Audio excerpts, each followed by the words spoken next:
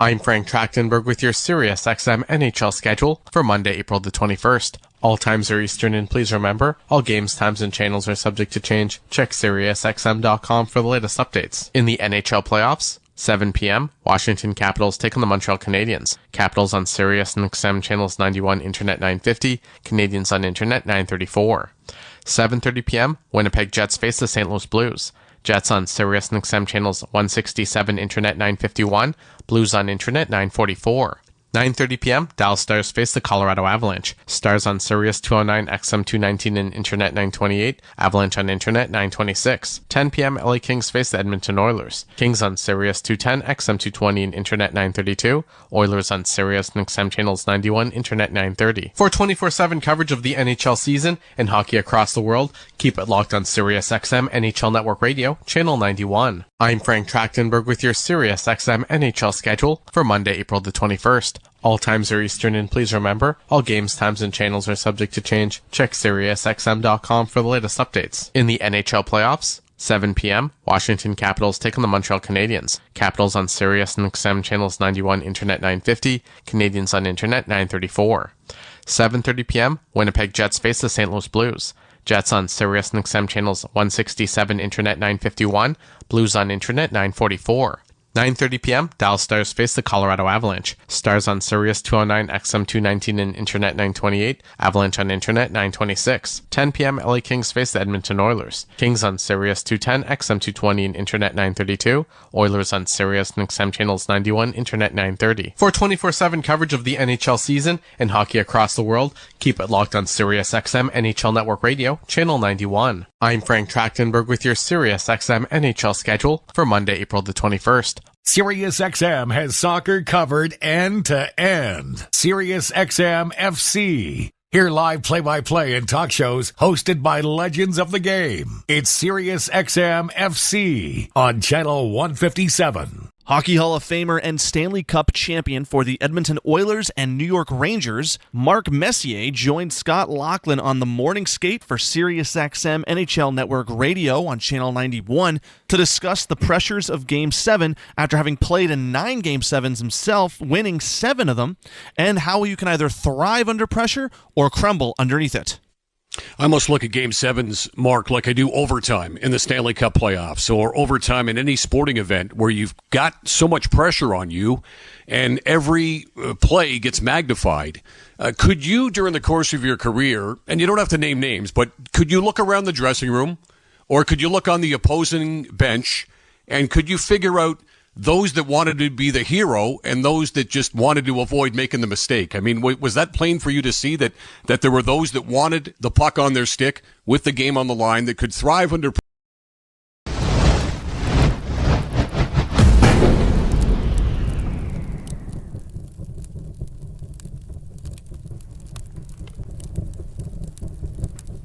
What's up, hockey fans and basketball fans from all over the world?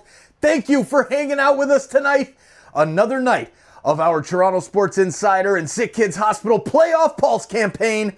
We are live for 7 streams tonight. Every single NHL game and every single NBA game, so we thank you for being here. Now, let's get the normal YouTube stuff out of the way. The insiders are already ready in the chat, firing it up. Mr. Roboto, Brandon Berardo, Lisa Aiello, the Burninator, Big Hawk. Oh yeah, it's party time here on TSI. Now we've got to get back to the hockey and the basketball, but please hit that like button, share this link out, hit the subscribe button if you're new. We just passed 95,000 on our way to 100K. Thanks for hanging out with us. Thanks for making a difference with SickKids Hospital. And oh yeah, if you wanted to directly donate right now, click the link that's pinned in the chat. It's going to take you to our page over at SickKids Hospital. Go Leafs, go. Good luck to your team. We'll see you back in the chat. Positive go away, and then you drill yourself down into, just executing the game plan. And you don't think about the what ifs and what should have been or what could have been. You just really kind of play in the moment. And I think trust becomes a massive word when you think about it. Can I trust each one of the players that are going out there to not only to do their part from a strategic standpoint, be in the right position, be in the right places at the right time, but not get undisciplined and take poor penalties at the wrong time because their ego is bruised and someone took advantage of them, then being able to hold all that in check. So there's just so many dynamics to think about for a team in order to overcome all the obstacles to win a championship. And it's fascinating to me. It's one of the reasons I was able to play 26 years, because once you do it, you understand how fun it is, but also how complicated and intricate it is to kind of get not only the team from a physical standpoint to come together, but how a team comes together emotionally, mentally, and the spirituality around a team and the respect that lives inside that locker room is incredible. Follow every second of the action on NHL Network Radio. From behind the bench to every play on the ice. If it's hockey, it's on SiriusXM NHL Network Radio. SiriusXM 91. I'm Frank Trachtenberg with your SiriusXM NHL schedule for Monday, April the 21st. All times are Eastern, and please remember, all games, times, and channels are subject to change. Check SiriusXM.com for the latest updates. In the NHL playoffs, 7 p.m., Washington Capitals take on the Montreal Canadiens. Capitals on Sirius and XM channels 91, Internet 950, Canadiens on Internet 934. 7:30 p.m., Winnipeg Jets face the St. Louis Blues. Jets on Sirius and XM channels 167, Internet 951, Blues on Internet 944. 9:30 p.m., Dallas Stars face the Colorado Avalanche. Stars on Sirius 209, XM 219, and Internet 928. Avalanche on Internet 926. 10 p.m., LA Kings face the Edmonton Oilers. Kings on Sirius 210, XM 220, and Internet 932. Oilers on Sirius and XM channels 91, Internet 930. For 24/7 coverage of the NHL season and hockey across the world, keep it locked on Sirius XM NHL Network Radio, channel 91. I'm Frank Trachtenberg with your Sirius XM NHL schedule for Monday, April the 21st. All times are Eastern, and please remember, all games, times, and channels are subject to change. Check SiriusXM.com for the latest updates. In the NHL playoffs, 7 p.m., Washington Capitals take on the Montreal Canadiens. Capitals on Sirius and XM channels 91, Internet 950, Canadiens on Internet 934. 7:30 p.m., Winnipeg Jets face the St. Louis Blues. Jets on Sirius and XM channels 167, Internet 951, Blues on Internet 944. 9:30 p.m., Dallas Stars face the Colorado Avalanche. Stars on Sirius 209, XM 219, and Internet 928. Avalanche on Internet 926. 10 p.m., LA Kings face the Edmonton Oilers. Kings on Sirius 210, XM 220, and Internet 932. Oilers on Sirius and XM channels 91, Internet 930. For 24/7 coverage of the NHL season and hockey across the world, keep it locked on Sirius XM NHL Network Radio, channel 91. I'm Frank Trachtenberg with your Sirius XM NHL schedule for Monday, April the 21st. SiriusXM Fantasy Sports Radio is the place for expert advice, strategy, and information from the best fantasy sports analysis to win your league. Plus, hear pick-by-pick coverage of live drafts and interviews with top players, coaches, and team executives on SiriusXM 87. Tampa Bay Lightning head coach John Cooper stopped by for a morning skate with Gord Stellick and Scott Laughlin on SiriusXM NHL Network Radio on SiriusXM Channel 91 to talk the keys to his success over the years and the challenge of getting to the Stanley Cup Final 3 years in a row. John, I'm going to ask you to be a little bit self-analytical and, being in the business that you're in and knowing how successful you've been and what drives you and motivates you. What do you think has been the key to your success over the years? I mean, every league you've been in, you've won, you've had the staying power, and you've had all kinds of championship pedigree. If you say, hey, look, I'm still going strong, I'm still chasing another ring, what is it that keeps you going, and what is it in particular that you feel has made you as successful as you've been? I would say there's a couple things. Internally, it's the fire is still burning. As I think that first and foremost is the biggest thing, because when you lose your passion for it, and I've watched it happen to people, then you might as well you should get yourself out, because you're just doing yourself and your team a disservice. So that passion is first and foremost the big thing.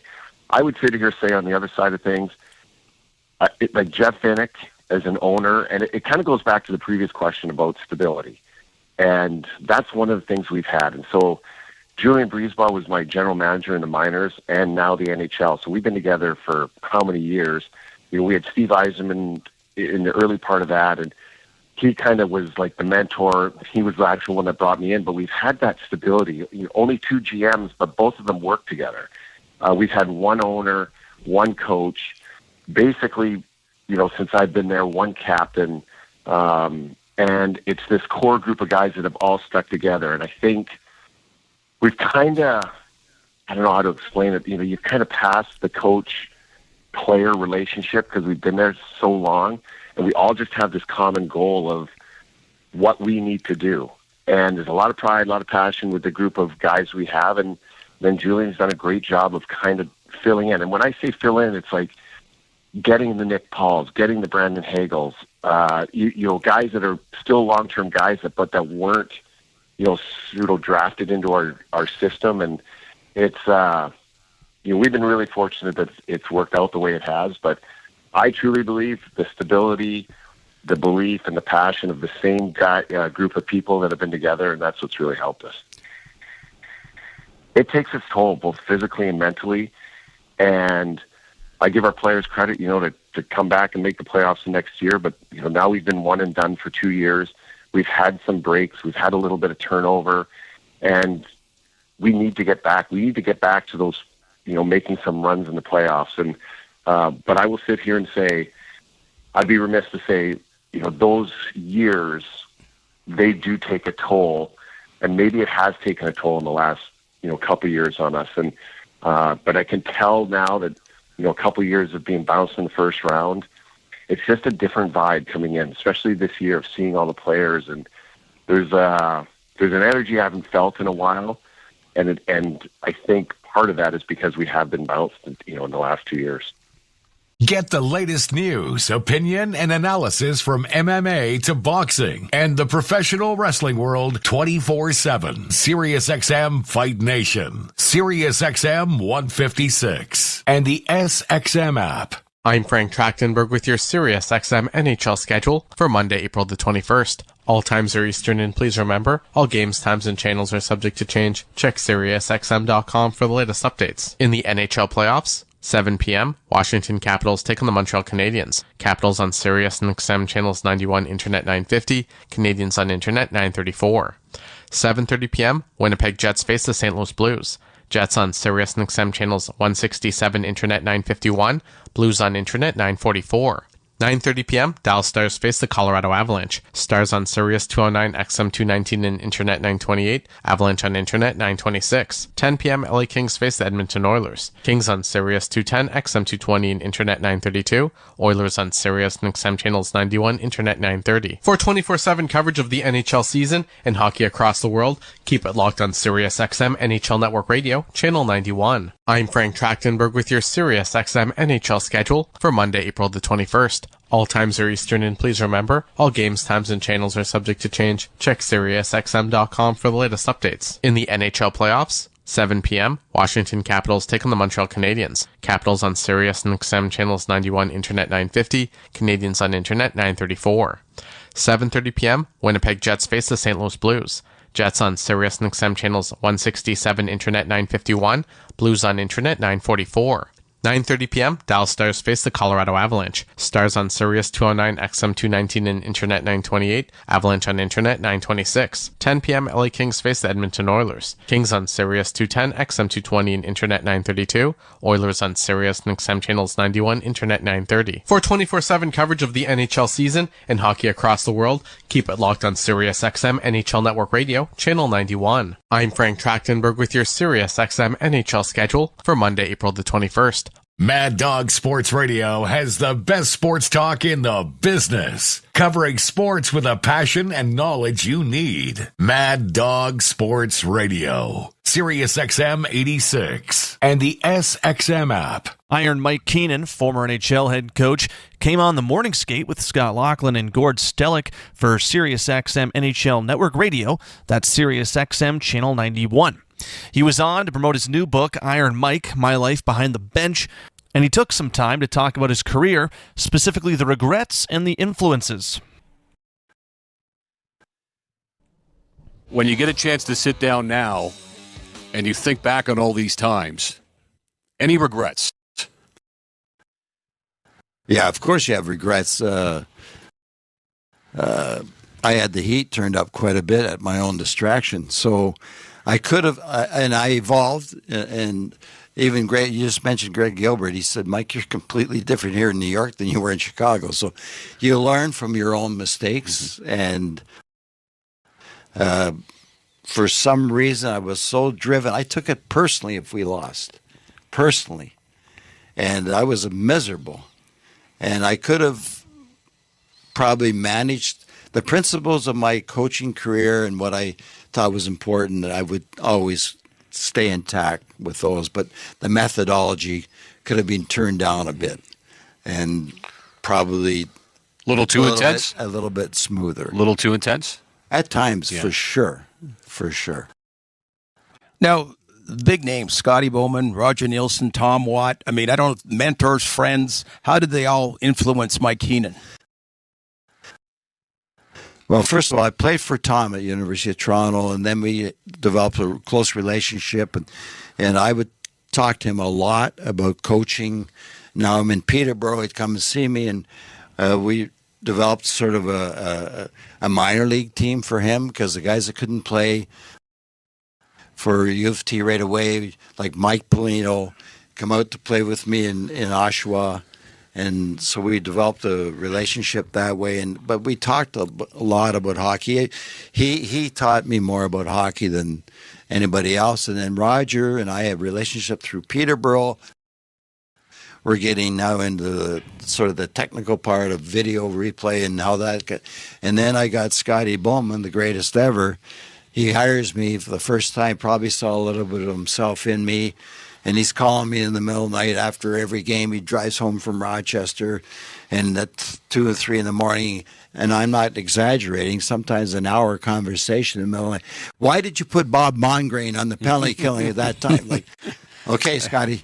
But he was just, and he would test me all the time, and I just give him a firm belief in what I thought was right, and he respected that.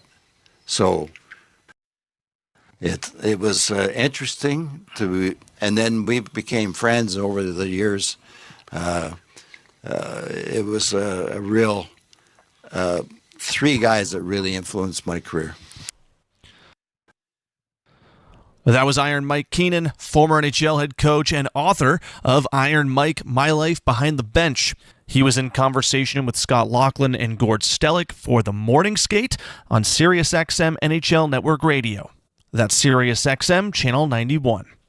MLB Network Radio is your home for 24/7 baseball talk, featuring on-site coverage of every major event from spring training through the World Series and expert analysis from former general managers and players. SiriusXM Channel 89. I'm Frank Trachtenberg with your SiriusXM NHL schedule for Monday, April the 21st. All times are Eastern, and please remember, all games, times, and channels are subject to change. Check SiriusXM.com for the latest updates. In the NHL playoffs, 7 p.m., Washington Capitals take on the Montreal Canadiens. Capitals on Sirius and XM channels 91, Internet 950, Canadiens on Internet 934. 7:30 p.m., Winnipeg Jets face the St. Louis Blues. Jets on Sirius and XM channels 167, Internet 951, Blues on Internet 944. 9:30 p.m., Dallas Stars face the Colorado Avalanche. Stars on Sirius 209, XM 219, and Internet 928. Avalanche on Internet 926. 10 p.m., LA Kings face the Edmonton Oilers. Kings on Sirius 210, XM 220, and Internet 932. Oilers on Sirius and XM channels 91, Internet 930. For 24/7 coverage of the NHL season and hockey across the world, keep it locked on Sirius XM NHL Network Radio, Channel 91. I'm Frank Trachtenberg with your Sirius XM NHL schedule for Monday, April the 21st. All times are Eastern, and please remember, all games, times, and channels are subject to change. Check SiriusXM.com for the latest updates. In the NHL playoffs, 7 p.m., Washington Capitals take on the Montreal Canadiens. Capitals on Sirius and XM channels 91, Internet 950, Canadiens on Internet 934. 7:30 p.m., Winnipeg Jets face the St. Louis Blues. Jets on Sirius and XM channels 167, Internet 951, Blues on Internet 944. 9:30 p.m., Dallas Stars face the Colorado Avalanche. Stars on Sirius 209, XM 219, and Internet 928. Avalanche on Internet 926. 10 p.m., LA Kings face the Edmonton Oilers. Kings on Sirius 210, XM 220, and Internet 932. Oilers on Sirius and XM channels 91, Internet 930. For 24/7 coverage of the NHL season and hockey across the world, keep it locked on Sirius XM NHL Network Radio, channel 91. I'm Frank Trachtenberg with your Sirius XM NHL schedule for Monday, April the 21st. On the court and off, your home for the NBA is SiriusXM. Follow all the drama as your favorite team vies for it all. SiriusXM NBA Radio, SiriusXM 86. Former NHL head coach Iron Mike Keenan came on the morning skate with Scott Laughlin and Gord Stellick for SiriusXM NHL Network Radio, and he was asked about the long Alexei Kovalev shift during his time in New York, and he shared his side of the story about the skilled offensive talent that was Kovalev. The Alexei Kovalev shift. I've heard 7 minutes. I've heard 9 minutes. Hey, you stay out there. You kind of figure it out. Describe to us what went into that. How long was a shift? Certainly Kovalev was a talent, that's for sure, but he was a bit of an enigma. Super talent. Yes. And talented people sometimes are elusive. And Alex, I try to explain to him, you're getting 20 minutes, and I don't want the shifts to be 1 minute, so you have 20 shifts. I'm going to give you 40 shifts at 30 seconds so you can build the intensity up. Understand? Yeah, I understand, Mike. Goes out there. Of course, it's a minute and a half. I said, now, Alex, the guy that's supposed to be playing behind you just missed his shift because now we're going to the next rotation. You're out there for 2 rotations. Okay, Michael. So, again, next thing, does it again. So I said, oh, my God. So I said, okay, guys, this time when he comes back to the bench, is now going to overextend his shift. He's going to be a little tired. Don't open the doors. He comes over and I said, get out. He thinks I love him now. Get back out there, I said. So then he comes over again. And now I said, guys, he's going to want to climb into the bench because he's done. I said, when he comes over, puts his leg up, push him back out. And they pushed him. But now they are laughing on the bench. This is in New York City. Right during the game, back there. So Alex figures it out. He scores a goal in the middle of this shift. Wow. He gets himself a rest, stays out there, finishes the period. So I think it's about 9 minutes. I walk off the bench. I said, Mess, explain it to him, will you, please? He said, I will. Don't worry. I'll look after it. So as a result, we fast forward now to the playoffs in Game 6, playing New Jersey. In the Jersey series, I double shifted him. When he had to come back, and he was electrifying. Mess got the 3 goals, but Alex was a horse. And it's very talented, powerful. And the problem was he was so efficient that he could stay out, but he didn't grasp the concept of just picking up the intensity. You could see him. He could dangle and hang onto the puck and nobody could take it from him. He was resting while he was out there. So in essence, it was a bit of a training ground for what was to come against the Devils at the most important time. Exactly. Wow. So it turned out to be a good lesson for him because that's what he did in that game. 30 seconds, 40 seconds. I just said, Alex, I'm going to double shift you. Get ready. Don't be out too long. That was former NHL head coach Iron Mike Keenan in conversation with Gord Stellick and Scott Laughlin for the morning skate on SiriusXM NHL Network Radio. That's SiriusXM Channel 91. SiriusXM NFL Radio Channel 88 brings you expert analysis from former players, coaches, and executives, plus reaction to all the latest news on the only 24/7 station dedicated to the National Football League. I'm Frank Trachtenberg with your SiriusXM NHL schedule for Monday, April the 21st. All times are Eastern, and please remember, all games, times, and channels are subject to change. Check SiriusXM.com for the latest updates. In the NHL playoffs, 7 p.m., Washington Capitals take on the Montreal Canadiens. Capitals on Sirius and XM channels 91, Internet 950, Canadiens on Internet 934. 7:30 p.m., Winnipeg Jets face the St. Louis Blues. Jets on Sirius XM channels 167, Internet 951, Blues on Internet 944. 9:30 p.m., Dallas Stars face the Colorado Avalanche. Stars on Sirius 209, XM 219, and Internet 928. Avalanche.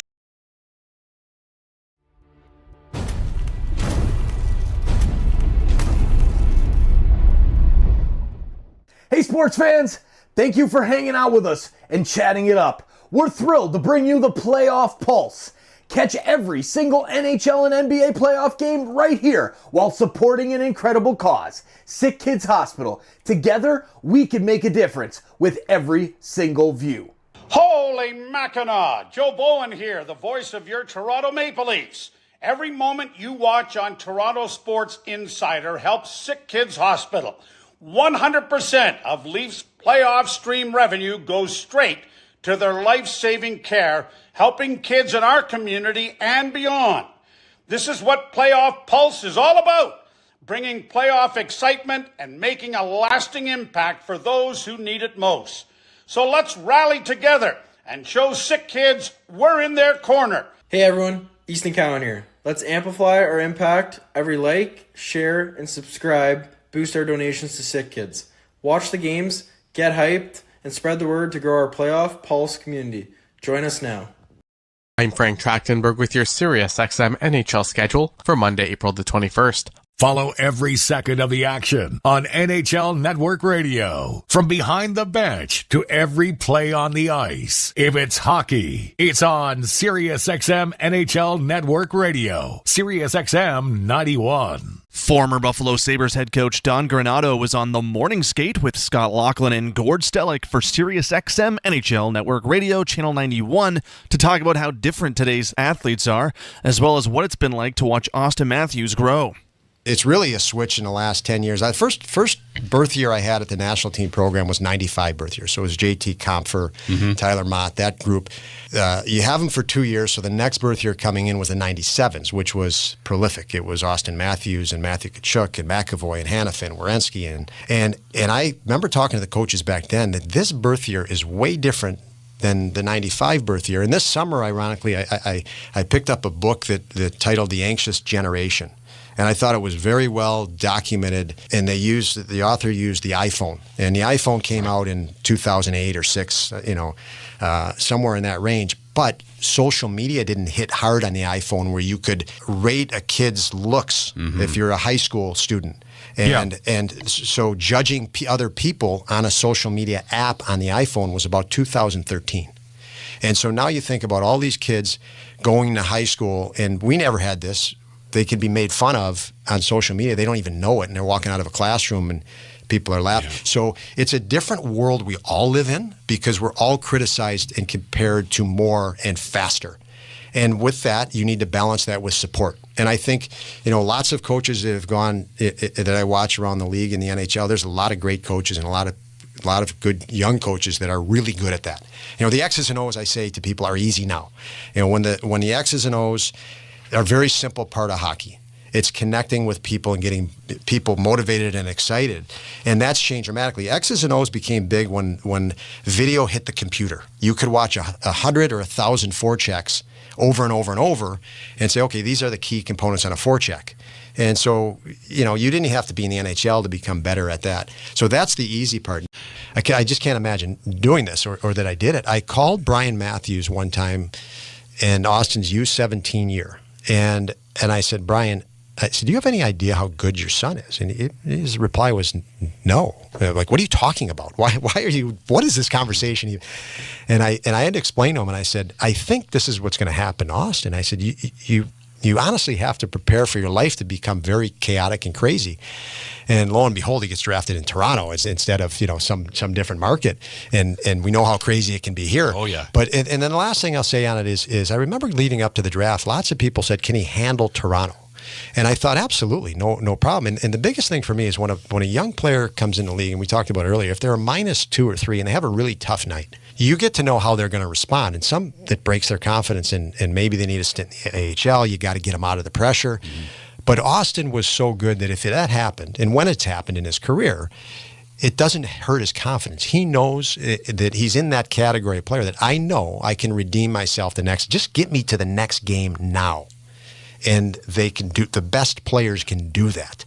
And that's a different echelon of player at the NHL level that can do that. So if you look at the top players in the NHL, their confidence is not going to break.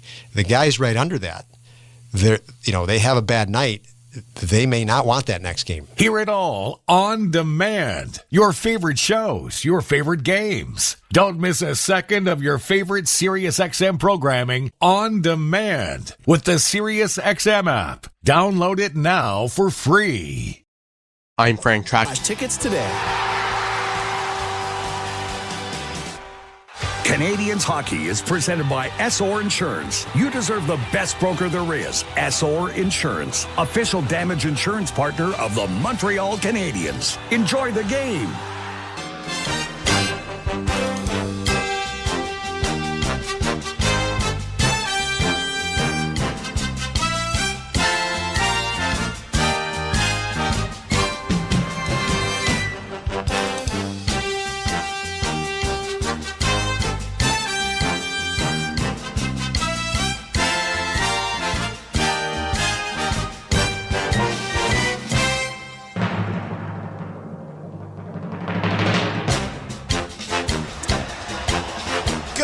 Ladies and gentlemen, and welcome to the 2025 Stanley Cup playoffs. Yes, this is a special presentation of Habs hockey on TSN 690. The Habs were not supposed to be here. They were not expected to be here. It did not look like they were going to be here 4 months ago, but they are here for game number 1 of the conference quarterfinals as the Montreal Canadiens are in Washington to take on the Capitals. Victor Finley with JP O'Connor on hand for this one. We will guide you through the series this week. Game 1 tonight, Game 2 on Wednesday before the Montreal Canadiens will come home for Game 3 on Thursday. But JP, let's handle business here first and foremost tonight in game number 1. The Montreal Canadiens come in winners in 7 of their last 10. A lot of the games for them have carried a lot of meaning towards the end of the regular season. On the other side, the Washington Capitals have been playing for their star. Alexander Ovechkin got the goals record, surpassing Wayne Gretzky just prior to the end of the regular season, but they have only won 4 of their last 10 games. How good are the Capitals right now, JP, in terms of form going into the postseason tonight? Well, I think it's a huge question, and even the head coach Carberry will be asking this question about his team. I'm sure the last couple of days he's used as a bit of a warm-up and almost like a training camp, as it were, because you got to remember, Victor, the Caps clinched on March 20th of this year. Montreal clinched on the 16th of April, So that was game 68 for the Canadiens. 14 games to go. You'll remember that great Saturday night comeback against Colorado at the Bell Center. It's a fresh start for everybody, but really and truly, how fresh are either of these teams? It's going to be a real big ask for Washington out of the gate. In the season series, the Capitals had the upper hand with a 2-0-1 record, but the last time, JP, these two teams met, it was in Washington in early January. That was an overtime win for the Montreal Canadiens. Nick Suzuki was the hero in that game. A lot has changed with both of these teams. Of course, the trade deadline has since passed as well, and although it wasn't a makeover for the Washington Capitals, they did add Anthony Beauvillier to the mix, but maybe even more so has changed on the Montreal side, JP, with the addition of perhaps the biggest wild card in this series, Ivan Demidov. Well, I'm glad that you use that word, because I don't know if anybody in Montreal really understands the impact that Demidov is going to have in this series. And let's remember, this is the first look that the Capitals are going to get at him as well. You could see the excitement in the Bell Center the other night, the first 2 games that he played here in Montreal, and how electric he can be. But nobody really knows. So I would fully expect Demidov to have an important role this evening, but who really knows what it's going to look like? It's not often, JP, you get a second life in hockey, but that is the case this season for Demidov, who was eliminated in the quarterfinals of the KHL playoffs this year in Game 6 by Dynamo Moscow. Ironically, the team that Alexander Ovechkin played for in Russia and is still a consultant with to this very day. So perhaps some revenge is in the cards for Demidov against the greatest goal scorer, we can officially say it now, in the history of the National Hockey Hockey League. Alexander Ovechkin, the greatness has spanned 2 decades now and carries into the playoffs for game number 152 in the postseason career of Alexander Ovechkin tonight. Obviously, JP, he's not the same player now that he was years ago, but how much of an impact can Alexander Ovechkin still have in the playoffs for Washington? Well, I think it's huge because, he can be a distraction out in the ice. You absolutely have to game plan for him. And you take a look at some of the numbers of Ovechkin over the years in the playoffs. He's got 72 playoff goals. And in the 7 games that Ovechkin has played against the Canadiens, 5 goals and 5 assists. I mean, he is an impact player. It doesn't matter who he's playing against. He is always somebody who you have to watch out for. We do know now as well, one of the questions coming into tonight was who was going to be available for Washington. Logan Thompson will indeed get the start in between the pipes for the Washington Capitals. That's a huge X factor for this one as well, GP. Yeah, I really think it is. Lindgren had finished off 5 of the 7 games, and I think if you had your choice, then obviously if you're Washington, you're looking for Logan Thompson. But do you really know what you're going to get? Or is he going to be able to hold up? He's the guy that you're going to want to go with, but we should soon see what kind of performance Logan Thompson comes up with.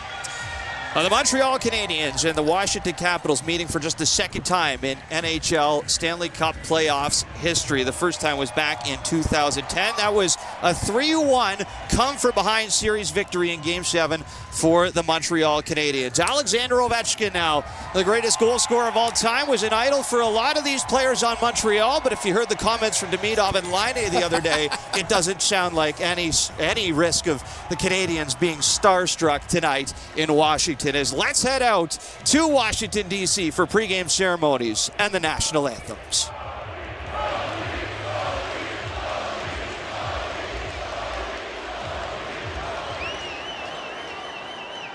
Ladies and gentlemen, the Washington Capitals and our teams are proud to welcome second lieutenant Caitlin Mather from the United States Army. And among the men that serving our armed forces who are in attendance tonight, we thank you.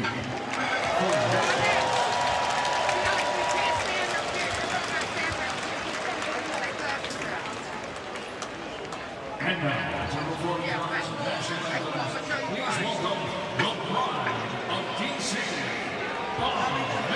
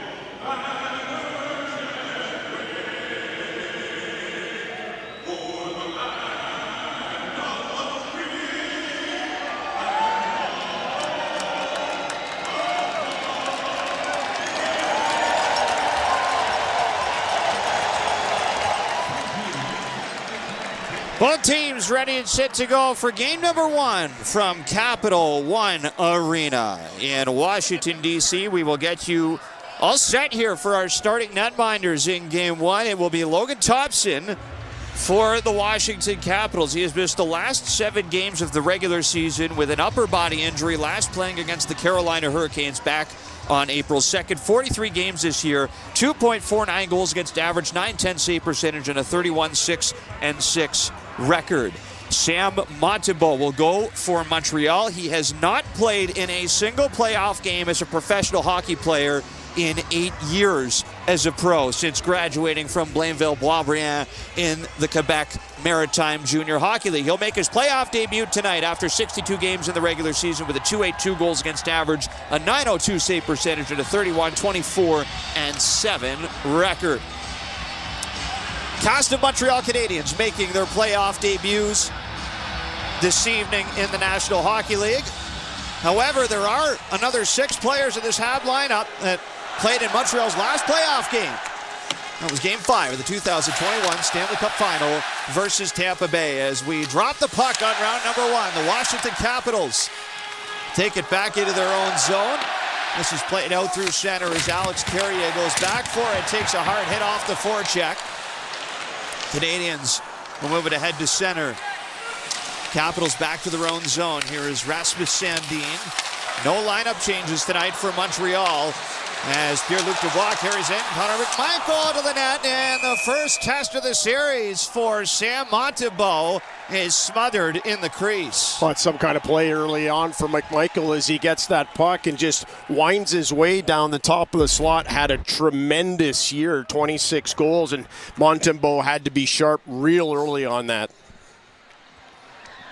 Couple early hits on the forecheck from Washington as well. And then Connor McMichael, who we expect, JP, to be a factor in this series. He had 57 points in all 82 regular season games. I would look at this second line entirely with Wilson and Pierre-Luc Dubois, who could be the difference makers in the series. Capitals win the face-off in the attacking zone. Dvorak takes it away and slides that all the way out through center ice. Capitals back to their own zone. Jacob Chychrun moves it around the boards to the far side. Up to center it goes. Tom Wilson, a 30-goal scorer in the NHL for the first time in his career this year. Centers that for McMichael. 2 shots in the early going here for Connor McMichael, both turned aside by Montembeault. Canadians out through center. Here goes Kaden Gooley off the far side. He rips it wide. Habs played around the boards. Caulfield down low for Slavkovsky. Rips that around the boards. Gooley at the blue line. Plays it back down low. It comes through the middle where Connor McMichael will lift it out to center ice. That'll go all the way into the Montreal zone. No icing. And Kaden Gooley, former Western Hockey League playoff MVP with the Edmonton Oil Kings in 2022, starts the breakout with a pass through center. Ivan Demidov gets into the attacking zone for the first time tonight. Capitals take it away, and Nick Dowd comes out to center as he flips it in. 2 minutes into the first. Tied at 0. Deep in Hab territory. Struble skates over to the far side where it's picked up by Demidov. Taken away in the slot by Brandon Duhaime. Back to the line. Trevor Van Riemsdyk with a shot. That's directed wide. Montembeault didn't see that puck coming in. And this is lobbed out off the boards by Line A. And it will not have enough for icing. It's waved. Let the Canadians get a change in. That's exactly what the Caps are looking for from that fourth line. By Dowd comes across the blue line, chips it in, gets right on the forecheck. Here goes Lars Eller down the left side with a shot off the toe drag. That's caught by Montembeault for the whistle. Well, you take a look at Lars Eller, former Montreal Canadian, and he came over in a trade earlier in the year from Pittsburgh. And you know, you look at Eller, he might not be the same player that he was. He's certainly not 28 anymore when he won the Stanley Cup. But when you look down the middle of the ice for this Washington Capitals group, and you've got Eller and Dowd in the 3 and the 4 hole, Pierre-Luc Dubois, and the type of season that Strome has, that's a formidable group. 16 years now for Lars Eller in the National Hockey League. In 12 of those seasons, including this one, he has played in the playoffs. 103 playoff games, the most among any Danish-born hockey player in the history of the NHL. Habs work this out to center. Goes past Rasmus Sandin all the way back to Capital territory. Far side boards. Cap strip it away. Matt Roy passes to center. Mangiapane is pickpocketed. As Emil Heinemann dodges a hit from Lars Eller. It goes in deep for Sandin.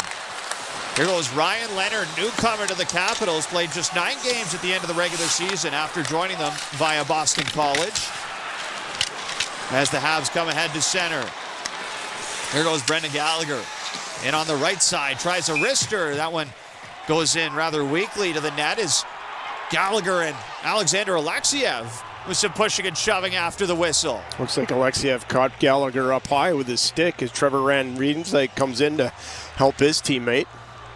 Brendan Gallagher clearly in playoff form here, JP. He comes in with 71 games of playoff experience, the most among any player on the Canadiens roster. Oh, well, there's no real surprise with Gallagher there is he gets into the gritty areas. He's going to renew that playoff energy after the last run that he was a part of, where he saw the Canadiens make it all the way to the Stanley Cup final. Made his playoff debut for the Habs all the way back in 2013. Against the Ottawa Senators in what was a memorable series for most. Brendan Gallagher scored in Game 1 of that series in what turned out to be a 4-2 loss. Of course, Lars Eller was also involved in that series for notable reasons involving Eric Reimer. As the Canadiens go back to their own zone, here goes Goulet skating behind his own net, takes a hard hit off the forecheck. Pierre-Luc Dubois picks up the puck on the far side. Up top, here's Karlsson with a shot. That's caught by Sam Montembeault for the whistle. That's an awkward play with Goulet as he puts himself in a little bit of trouble. Gets a little bit too close to the net, and the puck actually bounces off the net, forces him to look down. And I mentioned this second line earlier. It's Tom Wilson coming in, delivers a huge hit on Goulet. And Goulet had a terrific end of the season. We know he had the 2 goals, including the game winner, to send the Canadiens to the playoffs against Carolina. That was his first multi-goal game in the National Hockey League and first multi-goal game period since the conference finals back in the Western Hockey League in his last season in 2022, putting up a pair of goals against the Winnipeg Ice. It's the way to finish the season for him, right? He comes out 2 goals, he gets the game winner, 7 hits, 3 blocks, 3 shots. I expect him to step up. Capitals off the draw, quick shot for Ovechkin, doesn't find the mark. Washington out shooting Montreal 4-1 early, 16:24 left in the first. Canadiens behind their own net. Here's Alex Carrier with the puck. Waiting patiently. Crowd imploring him to get a move on as he passes it out through center. Anderson to the attacking zone. Far side wing, lost it in his feet. And the Capitals will skate it back. It's Matt Roy. Takes a hit from Brendan Gallagher as this comes out to center ice for Dvorak. He'll lift it in. Glove down by Washington. And they'll start ahead to center. Brandon Duhaime drops it off. Matt Roy up to center. It's tipped in now by Radish. To the near side corner they go. Duhaime behind the net. Passes out in front. Incoming shot goes wide. As Demidov picks it up. Far side lost it to Taylor Radish, who takes a knock from line A. Now Demidov back on it for Montreal. He'll skate around up the near side, angles it off the boards. Now Nick Dowd cuts it off on the near side. In Washington territory, played off the end boards as the Capital defenders move in behind their own net. Here's Rasmus Sandin. They'll direct traffic and start ahead with a breakout pass from Mangiapane. He's bothered by Cole Caulfield. Carries into the Montreal zone, however, as Karlsson tried to move that out in front. That floats to the far side for Nick Suzuki, who will backhand it out to center ice. Now Juraj Slavkovsky shovels it in. Turned aside by Logan Thompson, who's still awaiting his first real test of this game. Capitals come out to center. Connor McMichael fires it in. Puck rides around the boards. Matheson to the far side. To the line. John Karlsson can't hold it. He'll go to center and then wallop it right back in. Near side now, Alex Carrier passing over. Stretched out to center. Pass Suzuki. Angled right to Thompson, who will keep it moving for Andrei Alexiev. Just 8 games this season in the National Hockey League for Andrei Alexiev. And 3 in the American League. But he's in tonight because Martin Faravari is out for Washington. Here's Alexia, left side point. Throws one wide of the net. Matheson's got no stick here. And Trevor Van Riemsdyk plays it away from him down low. Nick Suzuki's got to slide into that position. Capitals up top. Again, Alexia, left side. Low shot kicked aside by Montembeault. And the Habs fly it out through center ice. This will go the distance for an icing.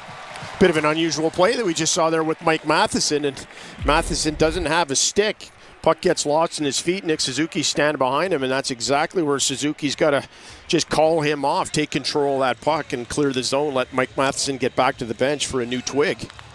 Mentioned JP, no Martin Feravari tonight. The other absence that's notable for Washington is no Alexei Protas, who just had the best season ever by a Belarusian-born hockey player. Yeah, really impressive year for Protas. And listen, they've got Anthony Beauvillier, who's moved up into that top line right wing position that Protas would have been in, and I think that they're happy with that, at least in the very short term until Protas checks back in. Had his foot cut earlier a couple of weeks ago. Capitals out to center. This is chopped at by Sandin. Messaging from Spencer Carberry is that he expects Protas to play in this series, although it is unknown as to when. He did skate yesterday for the Caps wearing a non-contact jersey. Here goes Heineman to center. Down the right side. In on Rasmus Sandin along the boards. We are 7 minutes into the first period as the Capitals dig it free. Tied at 0. Shot 6-3 for Washington. Chipped in from center. Hudson goes back behind the Montreal net. Played up the near side all the way to the line. Alexiev holds it in, throws it wide. Beauvillier to the far side again. Puck is taken away by Montreal. Here's Gooley making his Stanley Cup playoff debut tonight as this comes in behind the Washington net. 3 of the 6 Montreal defensemen in the lineup tonight are playing their first game in the Stanley Cup playoffs. As this is chipped in behind Sam Montembeault. Here goes Lane Hudson. He's rocked into the corner. As it's taken away. Played out for Brandon Duhaime. His shot's turned aside. Now Gooley behind the Montreal net. Takes another hit from Duhaime. Capitals are all over the place on the forecheck here as Montreal carry through center. Far side loose puck picked up by Duhaime. He'll play that in behind his own net for Trevor Van Riemsdyk. Harassed by Gallagher. He plays it ahead for Chychrun. Now here goes Lars Eller through center. Down the far side wing. Good play by Jaden Struble to step up on him, but he lost his stick in the process. Capitals to the line. Here's Chychrun with a shot. Mangiapane in front of the rebound. Can't put it home. Back to the line. Chychrun turns to the far side. Off his backhand. Low shot.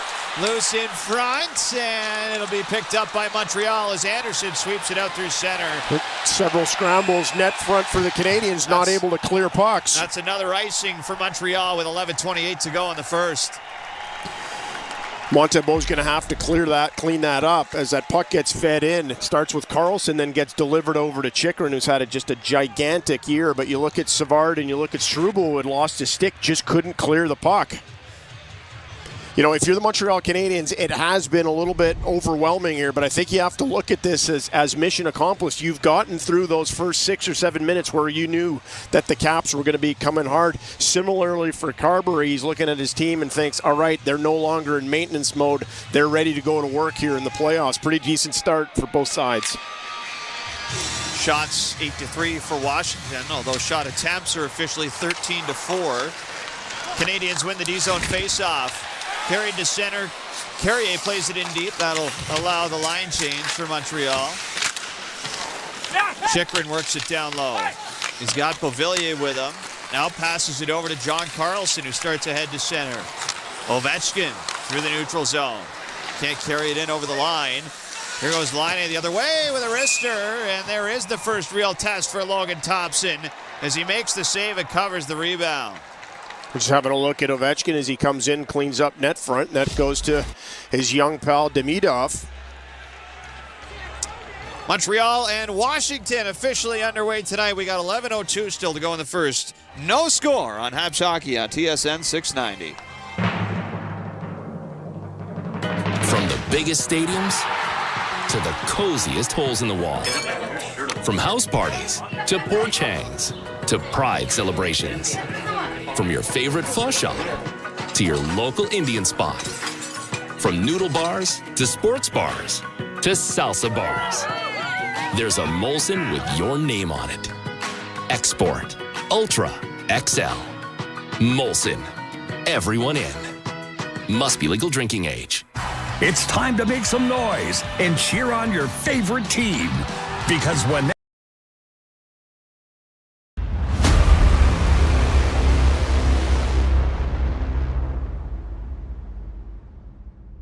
Hey, you! Yeah, you! I'm talking to you! Thanks for hanging out with us. This is TSI Mike, and now that we've got your attention, we're bringing you every single game of the NBA and NHL playoffs while supporting SickKids Hospital in Toronto through our Playoff Pulse campaign. Let's grow our global community. Hit that subscribe button, turn on that bell, and join the action.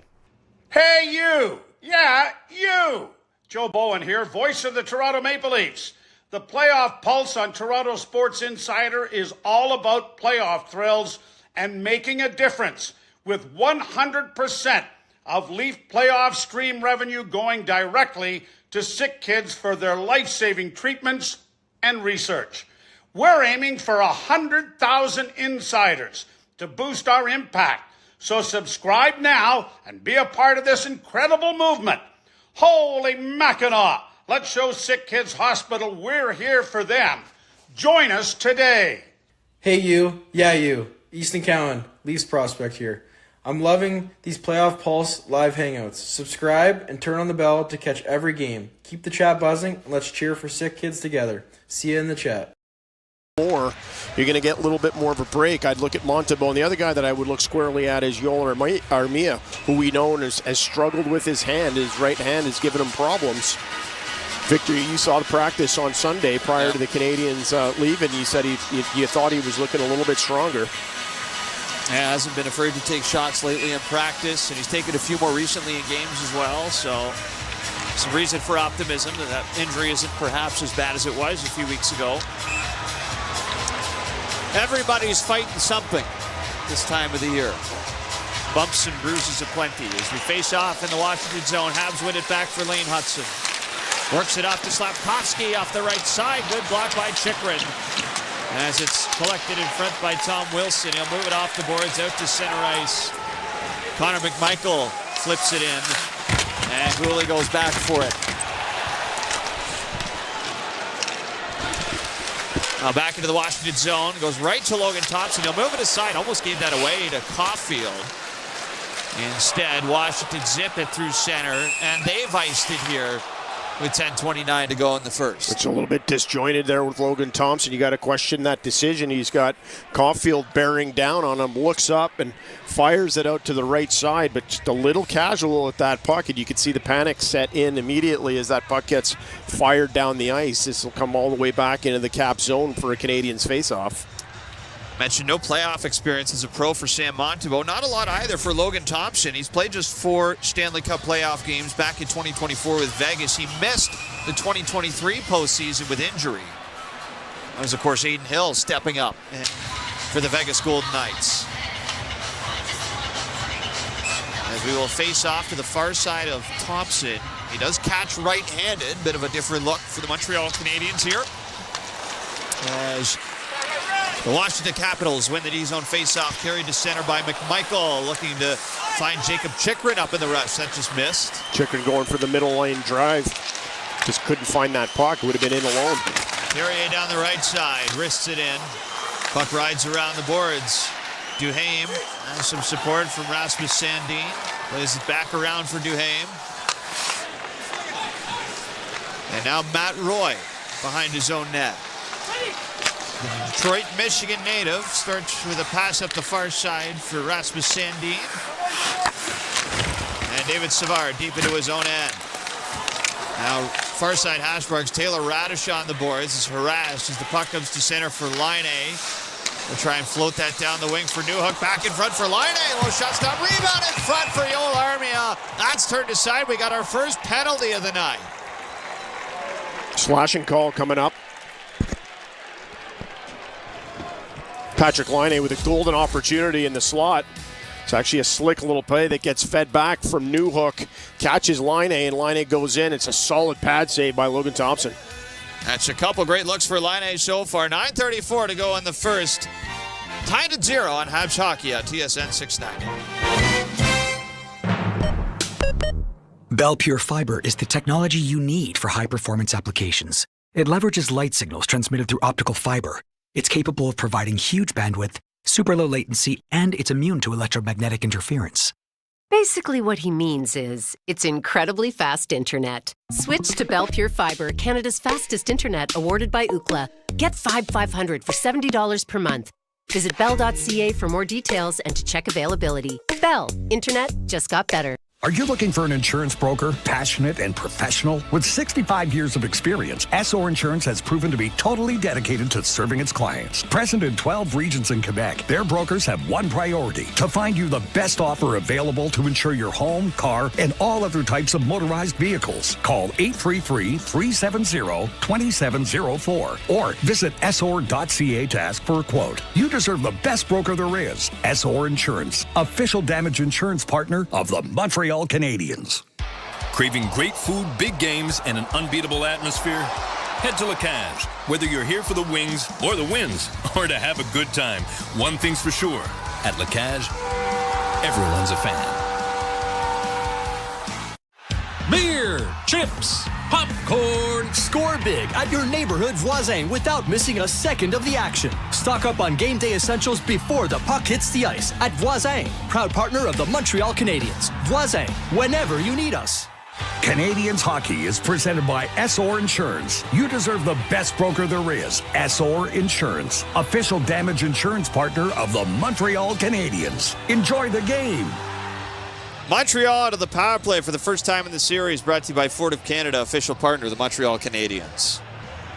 Pretty solid look for Laine again, and it's Radish who gets the slash in on his hands. Bit of a desperation play. So this is where the Canadiens are looking to wake up right now. Last 14 games, Canadiens power play has been operating at 9%. Hasn't been much better this year against Washington in the 3 games. Again, only operating at 9%. Canadiens would love to get one early here. It is Taylor Radish in the penalty box for Washington, as the D-zone faceoff is won by the Capitals. They will look to clear this out. Ripped off the boards, and they do just that, as it goes all the way down the ice for Sam Montembeault. Lane Hutson weaves his way ahead to center. Off to Caulfield. Crossing the line. Same personnel out there on the first unit for Montreal. As here goes Suzuki, right side with a shot. Sharp blocker save made by Logan Thompson. Shot inside the first 25 seconds. That's what you want for the Habs. Suzuki back out in front for Caulfield. All the way up top. Hudson far side for Laine. And a glove stop made this time by Thompson. Pretty surprised to see Laine get a clean look on that. You're expecting, as we've seen so much this year, teams starting to flex out on Laine early on. 15 power play goals. Shame on them if you let Laine beat you from that angle. So a couple of shots already on the man advantage for Montreal.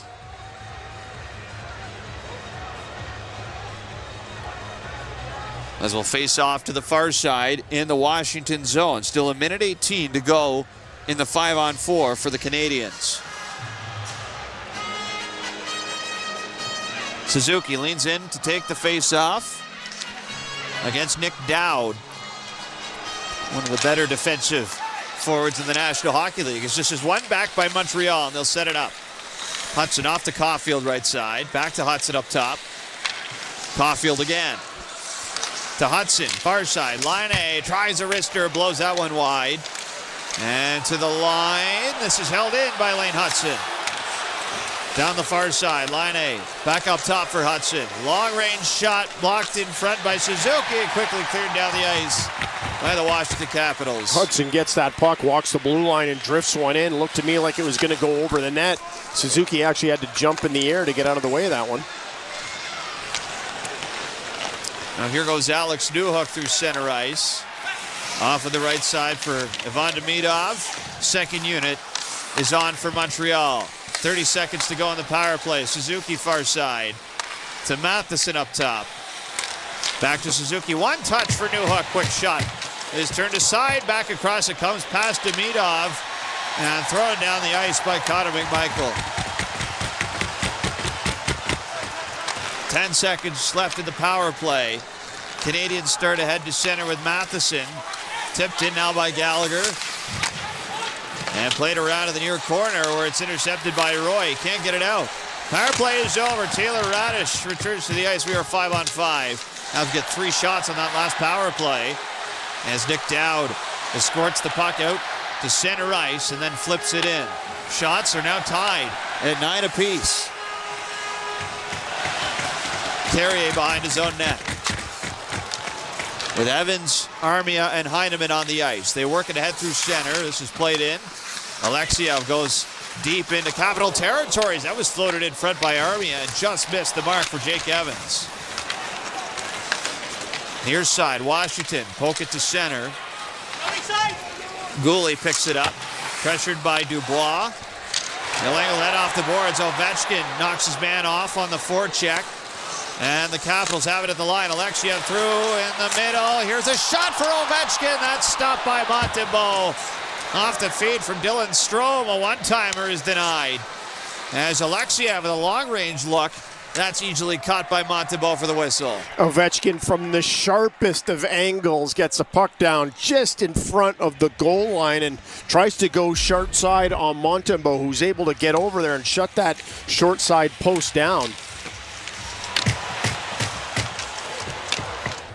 Well, Alexander Ovechkin, JP, with the one shot. That one's a little bit lower than we've been used to seeing him take those shots. I'm sure Sam Montembeault isn't too disappointed with that one. All he needs is a rocket off the helmet to start the playoff series. You know, looking at Yoel Armia chasing that puck in. When he is healthy and when he is strong, he is as good as anybody in the NHL at stripping pucks. There was a perfect example of it right there. Goes into the corner. It's an easy stick lift, uses his body to get strong position, and then turns that puck right out in front of Logan Thompson. Jake Evans doesn't see that puck coming in, otherwise it would have been a pretty easy tap in. Face off in the Montreal zone. This is one back for Alex Carrier, and he'll flip it to center. It's gloved down by Chychrun. He'll work that back into his own zone. It comes ahead for Ryan Leonard down the left side. Tosses out across. Shot to the net for Mangiapane is turned away by Montembeault. As Dvorak picks it up in the corner. He'll stretch it to center, just past Josh Anderson. To the side of the net. Nudged across by Logan Thompson. Canadiens pick it up off the forecheck. Gallagher in the corner. Rifles that out off the outside of the net. Carries around to the line. David Savard lifts it to the far side. Habs working around up top. Capitals break it up. 5:43 left in the first. We are tied at 0. As Washington with Rasmus Sandin turn around in their own zone. Sandin fires it in. Back behind the Montreal net. Carrier powers that around near side for Suzuki. Out to center. John Carlson back on it for Washington. Chops it in. Suzuki back up to the neutral zone. Slavkovsky in a battle with Dubois. It's taken in now by Caulfield down the right side. Low shot, easy save for Thompson. Right side now, Carrier tries a shot. That didn't get through McMichael as it bounces back out to center. Pierre-Luc Dubois plays it in around the boards in the Montreal zone. There's Tom Wilson on the forecheck. Centering effort goes right to Carrier, and he'll backhand it out to center ice. Now back into the Montreal zone it comes. Off the boards, given away.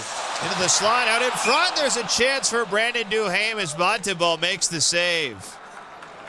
Bit of an awkward play behind the net here, too, as you see a couple of the Canadiens players picking themselves up off the ground. But that's Duhaime, fourth-line winger. Would have loved to get that one upstairs. Montembeault able to close him down.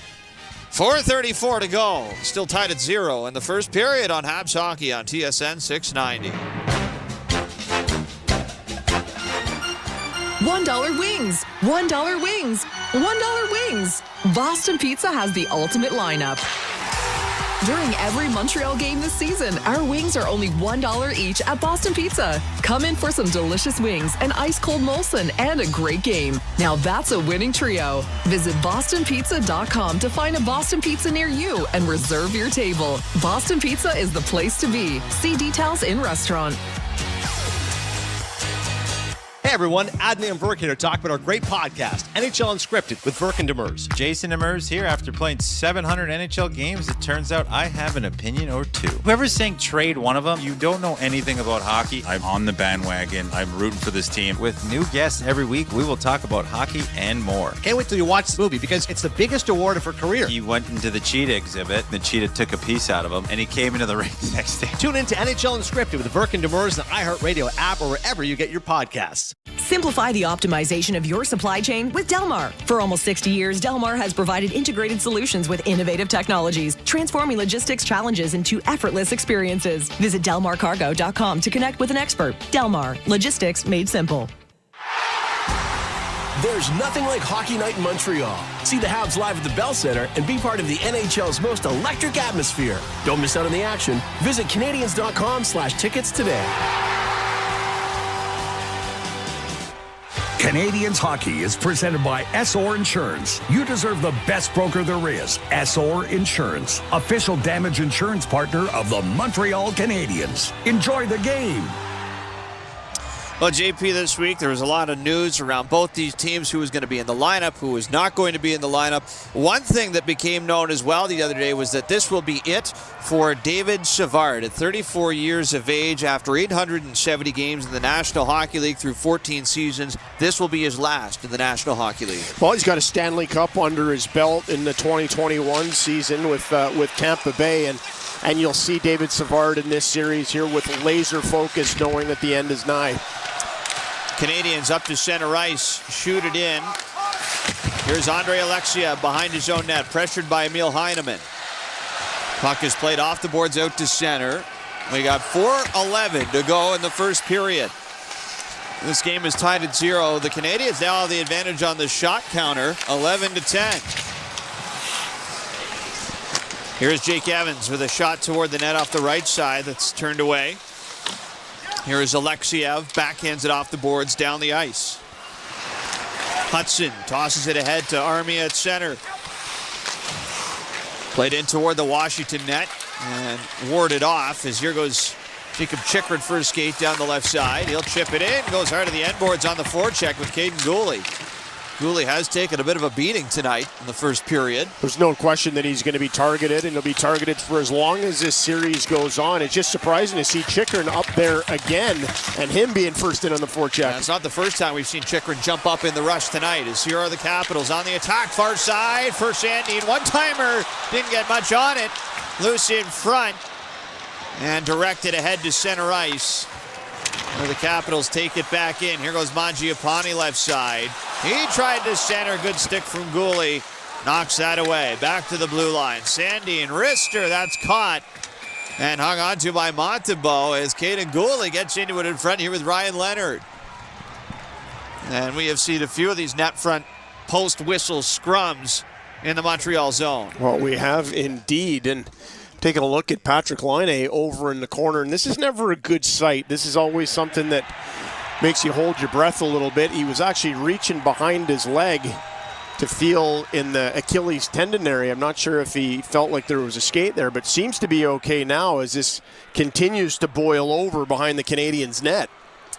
Elaine Hudson was nose to nose here with Andrew Mangiapane. Mangiapane, a little scrappy player out of Toronto, Ontario at 5'10", 184. He's not far outside, probably is right in the weight class of Lane Hudson. Mangiapane had that magical season in Calgary a couple of years ago where he ended up scoring 35 goals. That's probably the high water mark for his career, but he's still been pretty solid here as he slots in down in the lineup for Washington. Montreal 15-21. Washington 88. Everybody has 2 minutes for roughing. Washington will have a 2-minute power play. Well, that's interesting. Montreal are going to take an extra minor out of that as Gooley and Newhook sit in the box, and Washington will get their first power play of the series. Well, it's a tough one here for the Canadiens, as you're expecting at the very least just to match things up, just to even players up as they head off to the box. But Gooley will be heading in, most importantly for the Canadiens. He plays all kinds of minutes on the penalty kill. Caps this year pretty solid at 23.5%. They went 1 for 2 against Pittsburgh in their season close. Their power play in the month of April was 37.5%, third best in the NHL, so it comes into the playoffs hot.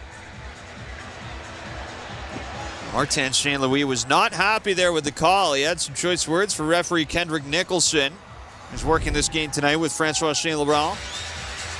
David Brisebois, Jesse Marquis work the lines. So Gooley and Newhook are in the box, as is Mangiapane for Washington. And we will go 5-on-4. As the puck will be dropped, far side, Montreal zone. Tom Wilson in to take this draw against Christian Dvorak. And the Capitals win it back to the blue line. Far side, Dylan Strome plays it off. Chychrun down low for Strome. Side of the net, out in front, wanted Tom Wilson. That's knocked away. And out to center, it's picked up by John Carlson. Now shot in by Chychrun. Puck rockets around the boards. Carlson up top, upended by Anderson. As Ovechkin tries a shot, it's blocked, it goes out of play. Well, you can hear the reaction from the crowd as Anderson goes out, and this is Carlson actually turns his back, and as he turns his back, Anderson closes on him, and his foot gets behind him, sends him for a tumble. Caps fans looking for a trip or an interference call on that play as the puck was well gone. And it doesn't look like they are getting a call on that play, as the Canadiens win the D-zone face-off and slam it out to center ice. Minute 18 still to go on the Washington power play. 2:18 to go in the first period, tied at 0. As the Capitals work it into the Montreal zone. Chychrun up top, near side for Dylan Strome. Back to Ovechkin, down low.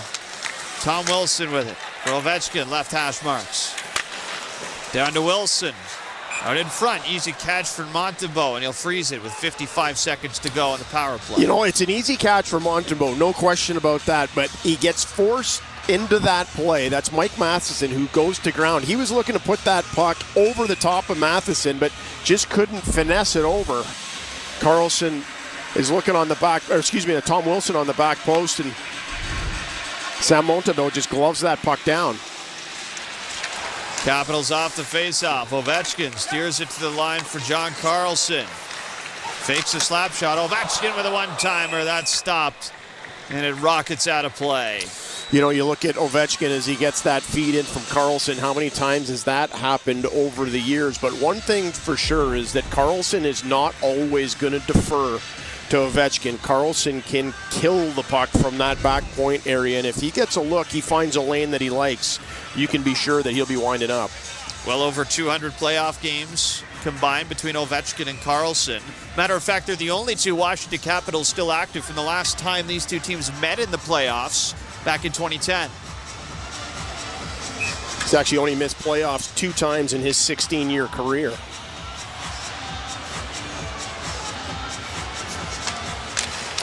.45 seconds to go on the Washington man advantage. Canadiens win the faceoff as Joel Armia clears it off the boards and out. Goes all the way back to the Capitals zone. Here goes John Carlson on the breakout. To center, he'll drop it behind. Now picked up by Dylan Strome. Off on the far side, Wilson over to Ovechkin, scores! Alexander Ovechkin off the wing on the power play has opened up the goal scoring in game 1. Well, that's a shot from distance as well from Ovechkin as he collects that puck. It's a cross-ice feed from one side of the ice to the other. Ovechkin just lets a shot go. David Savard goes down to try and block this, and I think this is where Sam Montembeault loses the puck. It ends up beating him low on the short side. I think Sam Montembeault needs to have that puck, Victor. Well, Alexander Ovechkin, the leader of this team, 72 playoff goals in 151 playoff games. You can make it 73 tonight. For what it's worth, the record belongs to Wayne Gretzky, unsurprisingly, in the postseason at 122 playoff goals. So Ovi's got a ways to go. Got a ways to go there. But there's goal number 6 in game number 8 against the Canadiens in Ovechkin's playoff career. That's right. Back in 2010, Ovechkin had 5 goals and 5 assists through 7 games in that series versus the Canadiens. It was not enough, however, for Washington. Capitals out of their own zone. Here goes Brandon Duhaime with 1:02 to go in the first period. Now 1-0 for Washington. Puck goes back to the line. Shot incoming is directed wide of the net. Around the boards to the near side. Sandin tries to hold it in. And he does not, as it's touched by Pierre-Luc Dubois and whistled for offside as we get another scrum along the near side boards. Slafkovsky's in there with Radish. But there's a play that you want to see from Slafkovsky there. You want him to be physical, but at the same time, he reaches in at the blue line, tries to chip a puck past, and doesn't really get anybody. Doesn't get the puck, doesn't get the player, and ends up skating out into the neutral zone. That's where things end up going south on you quickly as you turn a puck over, and there's a man advantage.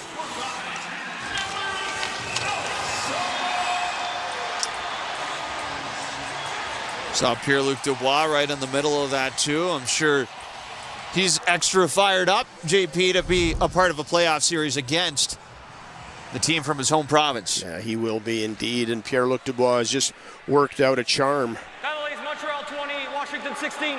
2 minutes each for Ruffin. 4 for hockey. So Taylor Radish and Juraj Slafkovsky both go to the penalty box. As I was saying, Pierre-Luc Dubois, he's just worked out a treat since coming over from Los Angeles in that trade. That was a lot of money. That was a bit of a chance for the Capitals, but so far it looks great as Pierre-Luc Dubois slotted in nicely with Tom Wilson and McMichael on that second line. So we will go 4-on-4 here to end the first period with 46 seconds left in it. And the score 1-0 for Washington. Neutral zone face-off. We'll see Nick Dowd square off against Nick Suzuki. And Dowd will get tossed here. I've seen some arguments early on with the linesman. Tom Wilson will come in and take this one against Nick Suzuki. 50-50 puck here. It's won back by Wilson. Now handled by Rasmus Sandin. Passing ahead for Matt Roy. Taken away by Suzuki off the right side. Move again. Trying to go top shelf. And that's just fended off by Logan Thompson as the puck goes high out of play. Oh, it's a real tough turnover by the Caps at the blue line of all guys to let in on a 2-on-1 in Suzuki and Caulfield. Caulfield's out. Looks like he was ready for that pass, but Suzuki just gets shut down. Maybe just hesitates a little long. Tries to go short side under the bar, and Logan Thompson spots it. Is able to save it with his left arm. That was an elbow save from Logan Thompson as Suzuki had his sights to the short side corner after scoring 30 goals in the regular season for Montreal. 29 seconds to go in the first. Habs win the attacking zone faceoff at the line. Goulet cannot handle it as he's chased all the way down the ice by Tom Wilson. Now pass intended for Hudson, missed the mark. Wilson hands it off as Matt Roy tried to filter that in front. That's kicked aside by Montembeault, and the Canadiens control through center. Suzuki off to Caulfield, skips it across, and Alex Carrier goes back to his own zone. He will run out of time here in the first period as Alexander Ovechkin on the power play provides the lone marker. Well, a couple of looks for the Montreal Canadiens, but they just can't keep that puck out. That short side shot from Alex Ovechkin on the power play to open the scoring for Washington in the playoffs. Ovechkin from Wilson and Dylan Strome at 18:34. The only goal of the first period of play, a period that saw almost 30 shots, 15-13 the shot count in favor of Washington through 20. We've got the first intermission roundtable coming up with your host John Still and, of course, JP O'Connor when we come back to Habs Hockey on TSN 690. The Morning Show with Connor McKenna and Sean Starr. It has everything you need, from Starr's eternal optimism to McKenna's unbridled honesty. Don't miss the 3-star quiz at 7:30 and the very best hockey insiders, including RDS's Mark Denis. And then he wasn't being shy. He was shooting the puck. And by shooting the puck, sometimes he actually helped out. Wake up with a Morning Show with McKenna and Starr. Weekday mornings from 6 to 10 on TSN 690. Craving great food, big games, and an unbeatable atmosphere? Head to La Cage. Whether you're here for the wings or the wins, or to have a good time, one thing's for sure. At La Cage, everyone's a fan. Looking to update your home decor? Start with MF Paints. For your kitchen, living room, bathroom, patio, you'll want to paint it all. MF Paints, 100% Canadian-made paints and stains, preferred by professionals and DIYers alike. Available throughout Quebec at your local retailer. Here, we like to keep it fresh because Tim's Coffee is brewed fresh every 20 minutes. Whether you're on the go or at your desk, it's always the perfect time for Canada's favorite coffee, made with 100% premium Arabica beans. It's time for fresh. It's time for Tim's. Simplify the optimization of your supply chain with Delmar. For almost 60 years, Delmar has provided integrated solutions with innovative technologies, transforming logistics challenges into effortless experiences. Visit delmarcargo.com to connect with an expert. Delmar, logistics made simple. When you choose the STM to get to an event, you aren't just riding public transit. You're riding a wave of collective energy with fans just like you all the way to the big event. Heading to the Bell Center? No need to put your whole day on ice. With public transit, you won't have to worry about traffic or parking. A trip to Lucien Lallier or Bonaventure Station gets you right to the heart of the action. Now that's what we call putting it on the tape. With the STM, birds of a feather ride together. Whether it's the electrifying saves of a goalie, the versatility of the forwards, or the brute strength of the defenseman, each player has his own style of dominating the ice. You can expect the same from Ford. All electric, hybrid, or gas engine, the power you choose reveals your distinctive drive. Quebec Ford dealers, proud partners of the Montreal Canadiens. There's nothing like Hockey Night in Montreal. See the Habs live at the Bell Center and be part of the NHL's most electric atmosphere. Don't miss out on the action. Visit Canadiens.com/tickets today. It might not look like it, but spring is on its way. Time to step it up with Point S. As the Habs coach would say, changing your tires is like being in love. You gotta do it right. And guess what? At Point S, we take great care of your tires. Until May 18th, take advantage of our Pirelli promotion and get up to $100 in mail-in rebates when you buy 4 selected Pirelli tires. Stop by in-store or visit point-s.ca to claim your deal. Drive stress-free with Point S, proud partner of the Montreal Canadiens. This is Montreal Canadiens hockey on your home of the Habs, TSN 690.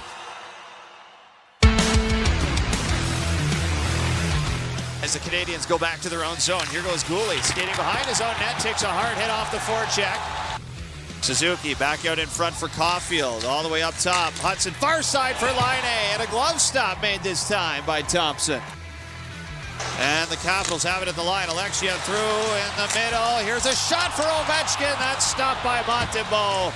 Off the feed from Dylan Strome. A one-timer is denied. Now back into the Montreal zone it comes. Off the boards, given away. Into the slot, out in front. There's a chance for Brandon Duhaime as Montembeault makes the save. Now picked up by Dylan Strome. Off on the far side. Wilson over to Ovechkin. Scores! Alexander Ovechkin off the wing on the power play has opened up the goal scoring in game one. Passing ahead for Matt Roy. Taken away by Suzuki off the right side. Move again. Trying to go top shelf. And that's just fended off by Logan Thompson as the puck goes high out of play. So Alex Ovechkin on the power play. He is inevitable. He gives the Capitals a 1-0 lead in Game 1 of this series. Welcome into the first intermission roundtable here on the TSN 690 Habs Radio Network. Canadiens down 1-0 to the Caps after that first of the series by Ovechkin on the power play. Tom Wilson and Dylan Strome with the assists on that one. Shots in the period, 15-13 for the Capitals over the Canadiens as we look forward to a second period with the game kind of evening out after the Capitals certainly set the tone in the early going. I'm John Still with Lucas Scott in conversation with our color man tonight, Mr. JP O'Connor. And JP, the story of that game, especially early, was Sam Montembeault in his first ever National Hockey League playoff game, and he answered the bell, didn't he? Yeah, he did. There was no question at the beginning. He looked a little bit jumpy, maybe a bit shaky, John. You saw pucks, kind of dropping in front of him. Those are things that you'd like to see, especially if you're the Canadiens defense that he gobbles up. But all things considered, not a bad start. You look at the goal, however, that he gave up. I don't know if this puck takes a little bit of a tip off of David Savard on the short side, but Montembeault a little deep in his net for my liking. But all things considered, the start of the game was pretty hectic for the Canadiens as they got hemmed in, saw shots kind of run up on them quickly, and Montembeault was able to hold them into that game. And unfortunate for the Canadiens because for the most part, and this is the point when you're taking on the greatest goal scorer of all time, is penalty kill pretty good. Power play was also pretty good. Special teams not too shabby for the Canadiens all in all, except for the fact you give up that goal. And yet I do want to get to the call that ends up sending the Washington Capitals on the power play. It's an extra 2 minutes for Alex Newhook after Caden Gooley was called for roughing on Ryan Leonard. I didn't really see how it was roughing. I mean, again, you set the tone in each game individually if you're the referee, but it is Mangiapane who gets pulled out for the Capitals, and it is Newhook and Gooley. Didn't really understand that whatsoever. What did you make of it? I think Martin St. Louis was pretty hot under the collar as well. Yeah, frustrating. And at the beginning of the series, you don't necessarily want the referees to get in there and add in a penalty, especially to somebody like Gooley there. But we never really know what's going on, do we? We don't know what is being said in the scrum. If there's been a couple of warnings issued and it gets down to that next one is going to go, boys, and somebody throws an extra shot in there. So I don't, only the guys in the scrum know, but it is difficult when you see something like that happen and then an extra body getting pulled out. Uri Slavkovsky and Andrew Mangiapane also being pulled out, or excuse me, Taylor Radish getting pulled out. And I guess we're just not going to have playoff hockey. Go ahead, Luca. JP, I remember maybe sometime last season, we had a conversation, yourself, myself, and Mitch Gallo about Caden Gooley, not being able to avoid hits at times and leaving himself susceptible. Now that he's in a playoff series, and he did a good job for the most part this season, but now that he's in a playoff series where, hits are amped up, the intensity's amped up, does he need to make more of a concerted effort, to avoid those big hits? I think that if anybody is out in the ice and you can avoid a hit, that's what you want to do because you know that it's going to be a long series. I just don't know if it's going to be the case for Gooley because Luca is going to play a ton of minutes. The Canadiens are going to rely on him in all situations, and whether Gooley likes it or not, he is going to be targeted. That's just all there is to it. So if he can get out of a game and not be hit, great. If that happens, then I'm stunned. Let's you and I go get lottery tickets because it's just not going to be the case. I look at Gooley as a real difference maker in this series, and I think after what we've seen here in the last, let's just use the Four Nations since the post Four Nations, Gooley to me looks like his game has stepped up in the same way that Suzuki's game has stepped up, and I think that there's another level yet for him to get to. I think he can be a big difference maker in this series. Lane Hudson looking a little nervy, as well as that second line for the Canadiens. I'm curious, it did feel like the Canadiens were playing a regular season game out there while the Capitals were playing a playoff game. A lot of talk, I'm sure, about what happened to the Ottawa Senators last night. Sure. How do you feel the Canadiens will strike that balance in the second period of wanting to have a little bit more intensity, but not necessarily clearly wanting to overstep the boundaries that the refs have put here?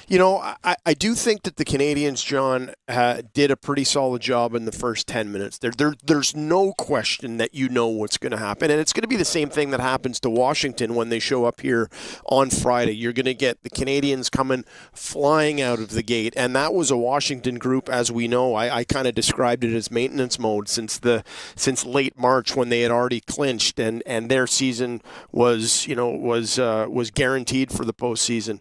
So that was a team who in the last 5 or 6 days have used practice to start ramping up. And these were, caged lions just waiting to get out. So I think the Canadiens did a pretty solid job. What I do think that they're going to need to do here kind of early on in the second period is where they did get their chances in the first period when it wasn't on the power play, was they were able to play a little bit deeper in Washington's zone and get that defense, who I'm not quite sold on Washington's defense. They were able to get them turning, and you saw a solid job with Armia on a few occasions stripping pucks and Gallagher and doing those types of things. So I think there's opportunities to be had, but it's the Canadiens finding a way to get deep into Washington's defensive zone. And Canadiens with a big chance at the end of that period as Logan Thompson, big blocker save there on Nick Suzuki. JP, thank you. You got it. That's it for the first intermission roundtable here on the TSN 690 Habs Radio Network. Canadiens down 1-0 to the Capitals. After 20 minutes, your out-of-town scoreboard is next here on TSN 690, your Habs Radio Network. Craving great food, big games, and an unbeatable atmosphere? Head to La Cage. Whether you're here for the wings or the wins, or to have a good time, one thing's for sure. At La Cage, everyone's a fan.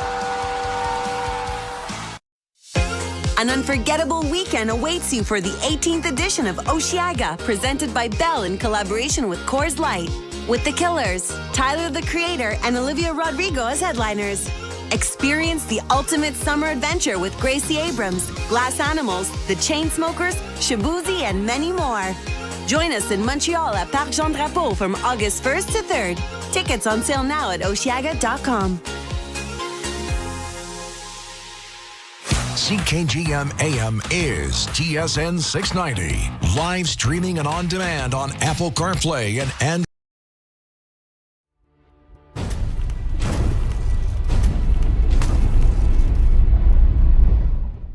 Hey, sports fans, thank you so much for hanging out with us here on Toronto Sports Insider during the Playoff Pulse.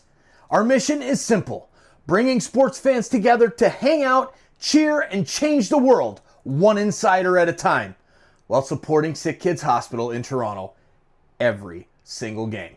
Cheers, insiders and sports fans from around the world.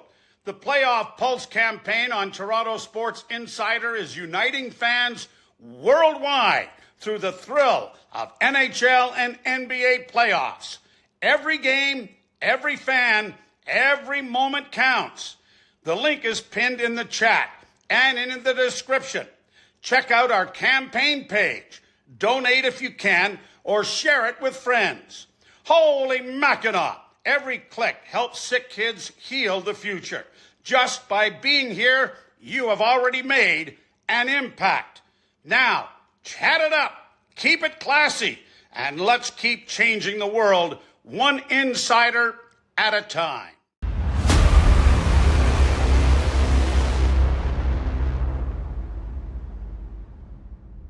Hey, you. Yeah, you. I'm talking to you. Thanks for hanging out with us. This is TSI Mike, and now that we've got your attention, we're bringing you every single game of the NBA and NHL playoffs while supporting SickKids Hospital in Toronto through our Playoff Pulse campaign. Let's grow our global community. Hit that subscribe button, turn on that bell, and join the action. Hey, you. Yeah, you. Joe Bowen here, voice of the Toronto Maple Leafs. The Playoff Pulse on Toronto Sports Insider is all about playoff thrills and making a difference, with 100% of Leaf playoff stream revenue going directly to sick kids for their life-saving treatments and research.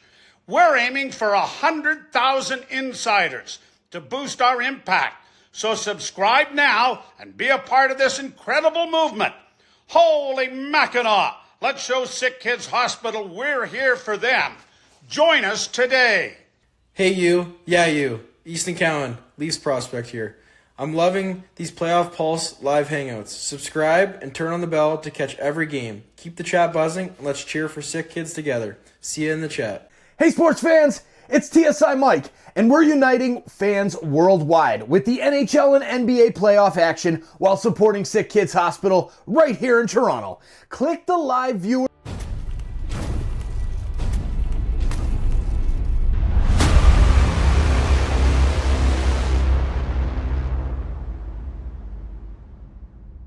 Hey sports fans, it's TSI Mike. Thank you so much for hanging out with us tonight. It's that time of the show. Please let us know where you're watching from in the chat. Where in the world are you hanging out with us at? Let us know your city and province, city and state if you're in the United States, city and country flag all over the world. Thank you so much for hanging out with us and letting us know and everyone know where you're watching. And also, you can check out that link that's pinned in the chat and in the description, our live viewers tab on our website, and go see where everybody's watching from. Where in the world are you watching from? Now's the time to show for you to let us know where you're watching from in that chat or by visiting our new live viewers website. Holy Mackinac! As we are passing 100,000 insiders on Toronto Sports Insider, the Playoff Pulse is a global force. Visit TorontoSportsInsider.com to see our live viewer map and where fans are cheering from right across the globe. While you're there, check out our awesome new website and fresh merch options. Let's keep growing this global community. Your internet? Just switch to Bell Pure Fibre, Canada's most trusted internet. Visit bell.ca to check availability. Bell. Internet just got better. Canadiens hockey is presented by SOR Insurance. You deserve the best broker there is. SOR Insurance, official damage insurance partner of the Montreal Canadiens. Enjoy the game.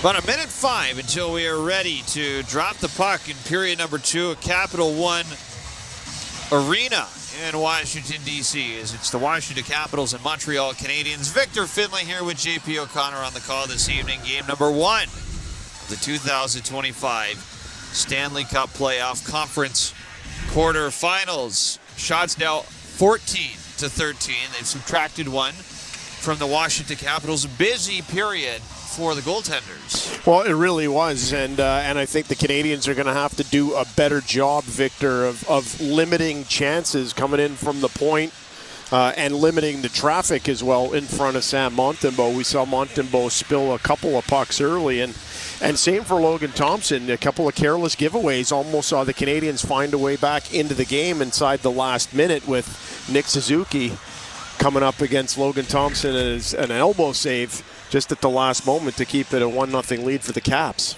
Power play goal, the only damage done in the first period, courtesy of Alexander Ovechkin and the Washington Capitals.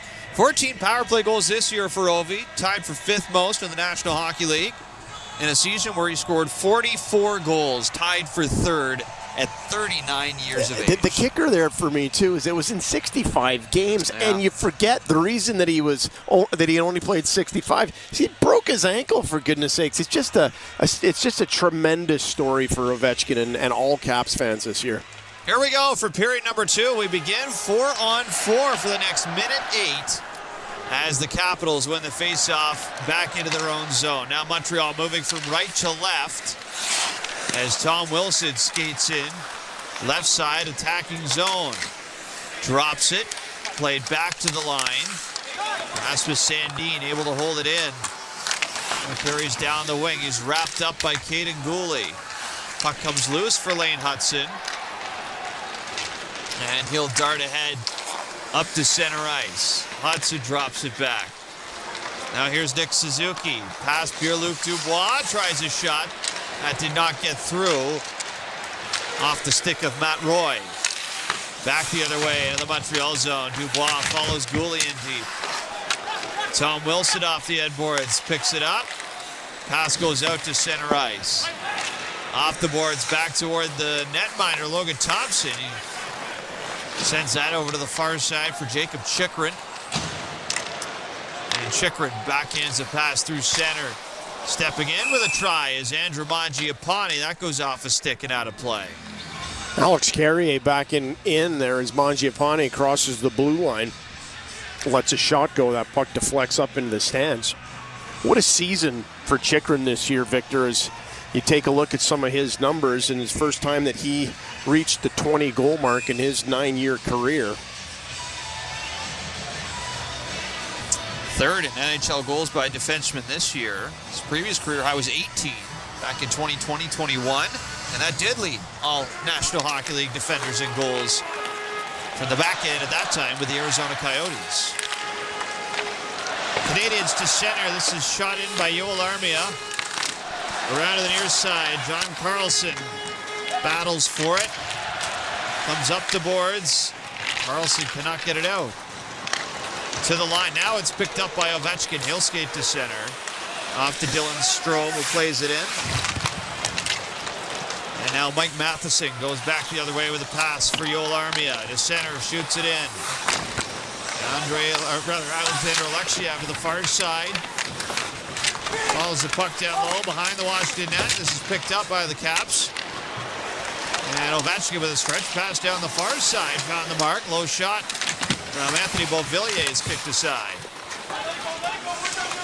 Loose puck, far side corner, picked up by Yoel Armia. Spots Newhook ahead at center. They'll offload to Jaden Struble, who shoots it in. And it comes around for Alexander Alexiev. Backhand pass for Lars Eller, out through center. Ryan Leonard chasing after it.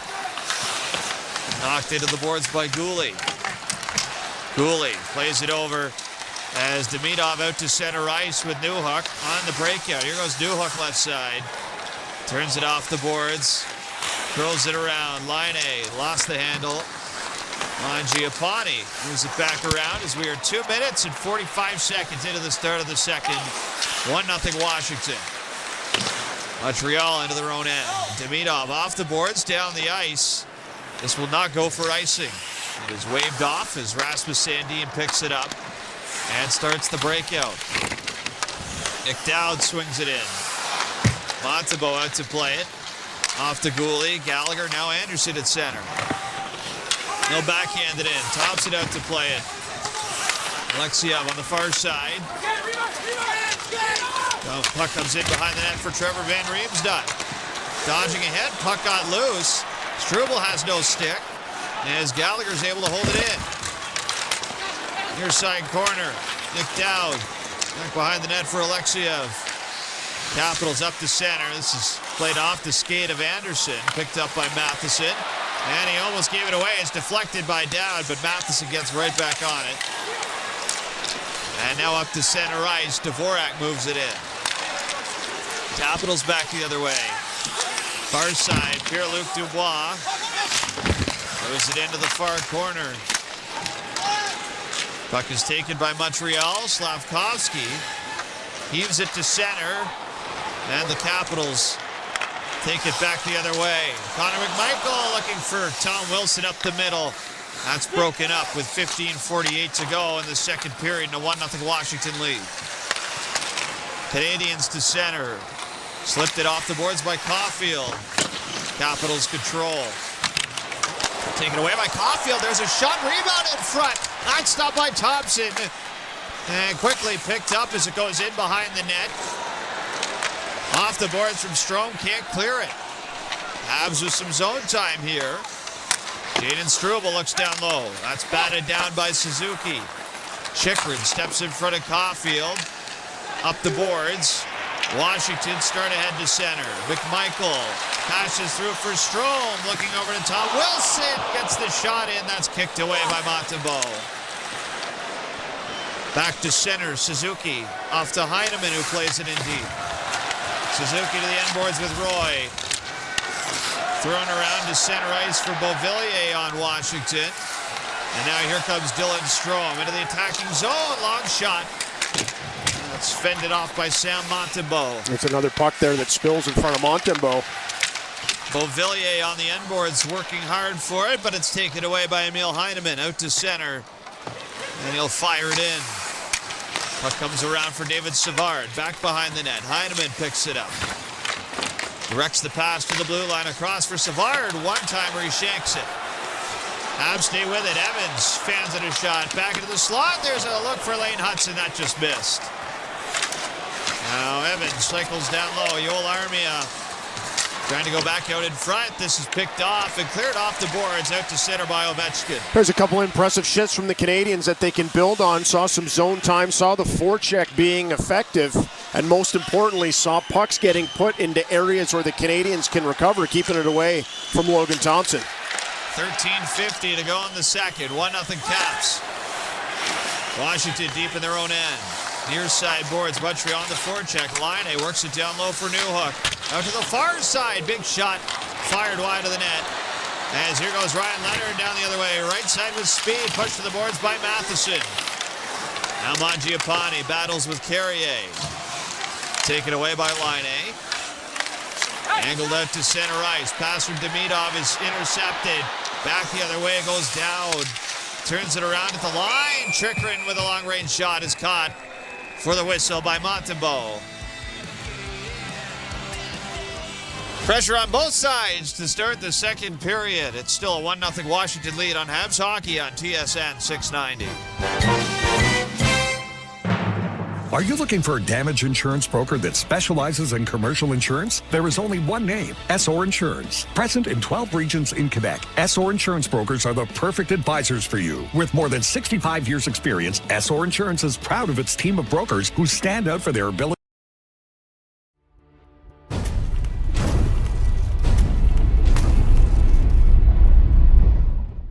Hey, sports fans, thank you so much for hanging out with us here on Toronto Sports Insider during the playoff pulse.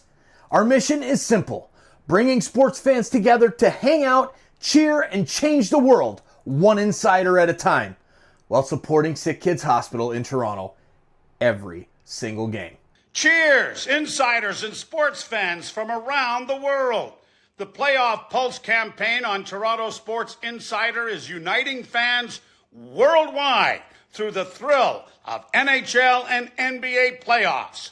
Every game, every fan, every moment counts. The link is pinned in the chat and in the description. Check out our campaign page. Donate if you can, or share it with friends. Holy Mackinac! Every click helps SickKids heal the future. Just by being here, you have already made an impact. Now, chat it up, keep it classy, and let's keep changing the world one insider at a time. Essor Insurance. You deserve the best broker there is. Essor Insurance. Official damage insurance partner of the Montreal Canadiens. Enjoy the game. JP, tonight in the lineup, 7 Montreal Canadiens are making their Stanley Cup playoff debut. That includes Ivan Demidov, who's playing just his 3rd game with the Montreal Canadiens. Well, you look at Demidov, and to me in this game, at least for the first period and a little bit here in the second, it really looks like he's just trying to get his bearings. And, 2 games in Montreal, the success that he had, all of the excitement around him making his debut, and now comes down to Washington and probably is seeing this game going, miles faster than he saw it against again in Montreal in his debut. Just getting his feet underneath him. I'm sure he'll be fine. Canadians play this out to center ice. Capitals work it right back in. So they've got a newcomer of their own in Ryan Leonard, who played just the 9 regular season games out of Boston College and now making his Stanley Cup playoff debut tonight as well. Well, it's very much the same thing for Leonard. Same thing for Hudson as well. All these guys just trying to understand what's going on around them. Here goes Caulfield down the wing. Drops it back for Nick Suzuki. To the line. That sneaks just past Matheson out to center. We got 12:43 to go in the second period. It's a 1-0 Washington lead. Puck flies up in the slot of the Montreal zone. Brought down by Gouli, who skates out through center. Gouli to the far side. Washington zone. Picked off behind the net by Pierre-Luc Dubois. Now Matt Roy angles off the boards out to center. Here's Tom Wilson. Passes down the left side into Hab territory. Puck stapled up along the far boards by Anthony Beauvillier. He's caught up with Caden Gouli. As Hudson able to fish it free. Up the wing through center. Here goes Josh Anderson. And he takes a hit along the boards as the Capitals throw it right back around. There's Beauvillier to center ice. Crosses over the line, looks for Sandin. Pass goes ahead. Back behind Sam Montembeault's net. Beauvillier to the far side. Drops it off. Ovechkin. Floats the pass to the right wing. Back into the near side corner boards it goes. Struble is there. He'll backhand it off the boards as he takes a hit. Puck stays in the zone. Dylan Strome passing off to the line. Shot for Van Riemsdyk is way off. Back across it comes for Van Riemsdyk near side. The pass down low. Struble gets in the way. Goes right to Ryan Leonard. Leonard in on Dvorak. Centers that up the middle. That's stopped off the shot for Mangiapane. Another shot for the line. That carries wide. The Canadiens need to change desperately as this puck comes out to the neutral zone. They'll get a couple of fresh bodies on. Forwards are able to change for Montreal as here goes Mangiapane down the wing. Off to Van Riemsdyk. Long shot off the pads of Montembeault. Long change here in the second period for Montreal. Lane Hutson's been on the ice for 1:45 now. Jaden Struble is here's Mangiapane back to the line. The pass goes errantly out to center. Heineman lost his helmet. He had to go back, so that made it a 4-on-5. And the Habs defenders are forced to stay on as now it's collected and thrown out all the way down the ice. This will not be an icing call against Montreal. Chekrin with Jake Evans, far side Washington zone. Pass into the slot is caught and carried to center by Nick Dowd. Back the other way, trying to feed that off for Duhaime. That's broken up. And now steered off the boards right back toward Logan Thompson. And he wanted to keep that moving, but a quick whistle will bring this face-off into the Washington defensive zone. Victor, you'll remember in the first period, Logan Thompson did the exact same thing, but put himself in a spot of bother. Has had a bit of a communication mix-up. I think it was with Sandin, and puts his glove over this puck, and the referee just makes the call quickly.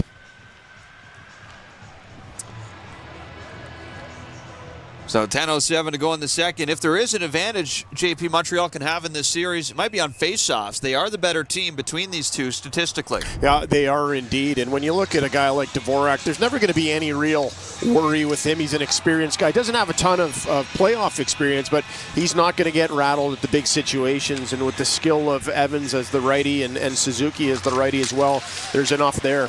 Suzuki wins the faceoff back from Matheson, who tries a shot, deflects off of Duhaime in front. Now to the far side boards, it goes back to the line again. Left side, Matheson. Passes down low. Comes over to Duhaime, far side. Pushing and shoving with Alex Carrier. Brendan Duhaime playing a physical game early on.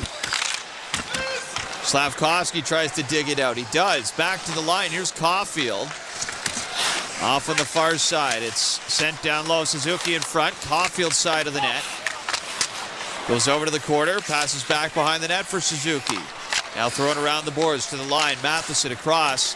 Carrier down low for Suzuki. Back over to Matheson into the slot. Lost the handle on it. And the puck goes out to center. That was a sweet play for Matheson at the point. Tries to shake, but just slides that puck off of his stick. Comes out into the neutral zone.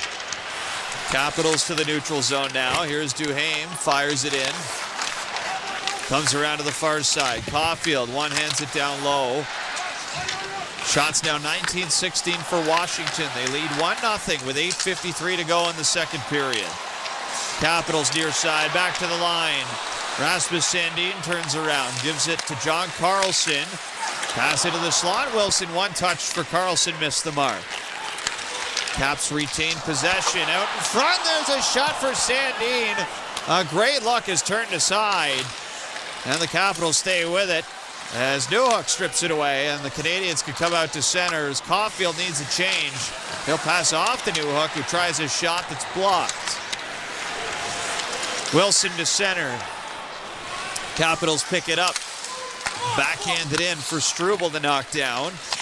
Now Newhook down the left side by himself, shoots it in.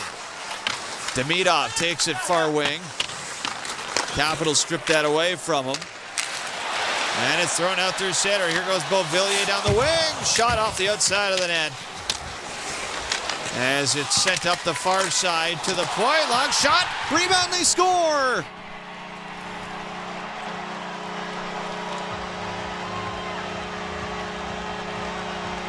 Shot from long distance. Rebound spills in front for Anthony Beauvillier. And the Sorel Tracy native has made it 2-0 Washington. Well, this puck gets recovered by Washington. It gets fed back to the point by Strome, and this puck just gets fed in. And again, we see Sam Montembeault struggling as he can't make a catch on this puck by Ovechkin. Just drops, and Beauvillier, Johnny on the spot, finishes it off through Montembeault's legs to extend it to a 2-0 lead. The former Shawinigan Cataract led the QMJHL in playoff goals with 15 back in 2016. Lost in the final that year to the Rouyn-Noranda Huskies. And now in his 56th career playoff game, has a crucial goal here with 7:51 to go in Washington. Although Martin St. Louis is having a look at something. And now having a conversation here, JP, with the referee Kendrick Nicholson. Yeah, so you can see net front with, with Beauvillier. I don't know if that's what they're looking at, maybe an interference, but you can see Trevor Lutowski on the headset. I think this one is going to stand. Yeah, I think Marty was waiting to see if he was going to challenge it. Or maybe he's looking at a high stick is what it was. For Beauvillier, as that puck comes in from Ovechkin, looked like it was going to be a high stick, or at least that's what they were checking for. That must have been it. There was no way that was goaltender interference. Nah. So Beauvillier is a deadline acquisition, comes over from Pittsburgh, does exactly what they wanted him to do there. He's been able to move up and down their lineup, slots in tonight for Protas on the right wing, and gets his first goal of the playoffs. Ovechkin and Dylan Strome draw the assists. So multi-point games for both those players tonight. As here goes Leonard down the near side. He's cut off by Matheson. Canadians back to center. Gallagher down the left side. He tries a shot that ricochets wide of the net. Puck comes back around. Near side board, Struble throws his weight into Leonard as it came in front for Dvorak. His shot is blocked by Trevor Van Riemsdyk. He's slow to get up as he caught that one in the midsection. Now far side, Josh Anderson battles with Mangiapane. Capitals pick it up. And it's backhanded in from center ice by Alexander Alexia. 15 goals in the regular season for Beauvillier between the Pittsburgh Penguins and Washington Capitals this year. As it goes back into the Washington zone, the Capitals fly it out through center. Here goes Duhaime racing after it. He's fended off by Caden Gooley. Now back to center for Rasmus Sandin. Off to Matt Roy. Bounced ahead into Montreal territory. It's claimed by the Canadiens. Chipped through center by Emil Heineman. Evans chasing after it. Behind the Washington net. Played around to the near side for Taylor Radish to the point. That is not held in. It goes out to center ice. Now it's lifted off the boards by Armia and picked up by Matt Roy. Back to center. Radish throws it in. Bouncing side of the net. It'll go to the corner where Caden Gooley works it ahead for Yoel Armia. He's tangled up with Pierre-Luc Dubois. Down the near side, Dubois into the corner. 5:44 left in the second. Pierre-Luc Dubois cycles it around. Past Tom Wilson. That's claimed by Caulfield. Worked back around the boards as Yoel Armia will sky this out to center ice. It's brought down by Caulfield. Into the attacking zone. Habs with it near side. Lane Hudson down low. Comes around for Caulfield. Tried to center that for Slavkovsky. Back to the point. Matheson under pressure. Has to retreat to center. Makes a nice play to get it over to Slavkovsky, who carries it far side. Across for Suzuki. Front of the net. There's a chance for Caulfield. That's warded away. Far side again. Caulfield, another shot. He rips that one wide.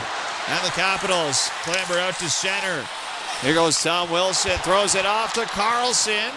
does not get the shot away as he's directed to the corner by Alex Carrier. Carlson.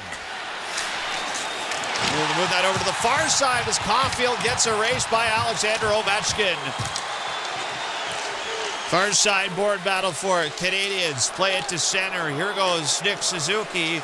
Low shot caught by Thompson, and this time opts to cover it up as Suzuki is given a hard time here on the near side by Alexander Alexiev. Alexiev just leaning into him. You can see Suzuki probably saying, you've called worse than that this evening. How about one on our side? But Suzuki comes real close as he feathers that pass through the slots looking for Caulfield on the back post. Caulfield just can't get enough on it to tuck it behind Thompson. Anthony Beauvillier has made it 2-0 Washington. Late in the second period now on Habs Hockey on TSN 690.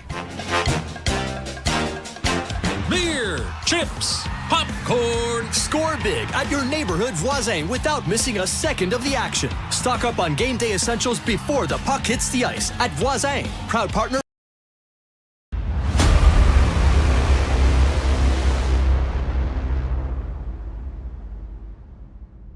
Hey, you. Yeah, you. I'm talking to you. Thanks for hanging out with us. This is TSI Mike, and now that we've got your attention, we're bringing you every single game of the NBA and NHL playoffs while supporting SickKids Hospital in Toronto through our Playoff Pulse campaign. Let's grow our global community. Hit that subscribe button, turn on that bell, and join the action. Hey, you. Yeah, you. Joe Bowen here, voice of the Toronto Maple Leafs.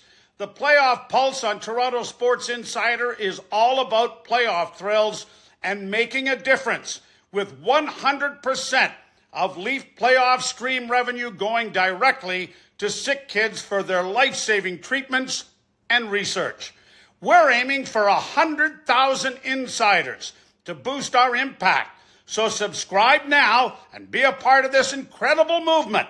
Holy Mackinac! Let's show SickKids Hospital we're here for them. Join us today. Hey you, yeah you, Easton Cowan, Leafs prospect here. I'm loving these Playoff Pulse live hangouts. Subscribe and turn on the bell to catch every game. Keep the chat buzzing and let's cheer for SickKids together. See you in the chat. The game. 2-0 Washington, 4:27 to go in the second period, JP. We just saw in that last shift prior to the break, Cole Caulfield and Nick Suzuki getting a pretty good taste of the physicality that the Capitals are bringing to the game tonight. Well, when you see Alexiev get in there, you can understand that is going to be part of his job as a defenseman. But when you have your captain stepping into Cole Caulfield and in Alexander Ovechkin, he's basically sending the message that there is nobody who is off target here. Everybody is eligible to get run over, and Ovechkin will do everything that he can as he continues on hunting for his second Stanley Cup. It's been an offensive zone faceoff for Montreal, who, as we talked about in the break, JP, have just 4 shots so far in the second period. Shots now 21-17 in the game for Washington.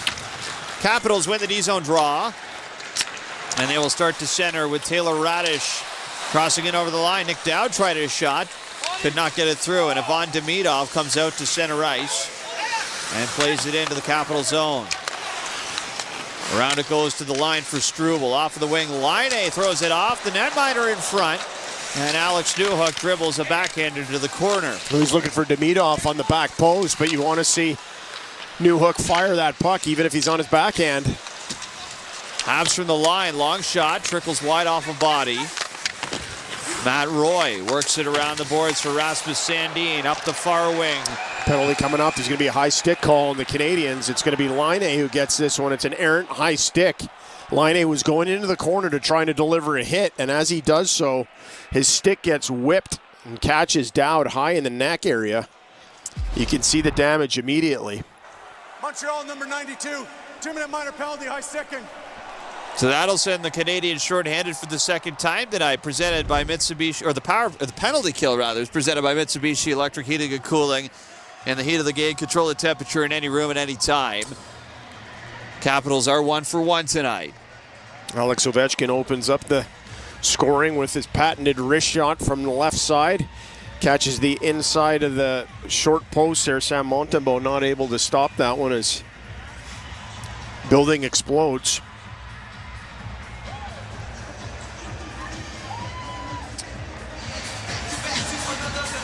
Face off to the glove inside on Sam Montembeault. Canadiens win it back.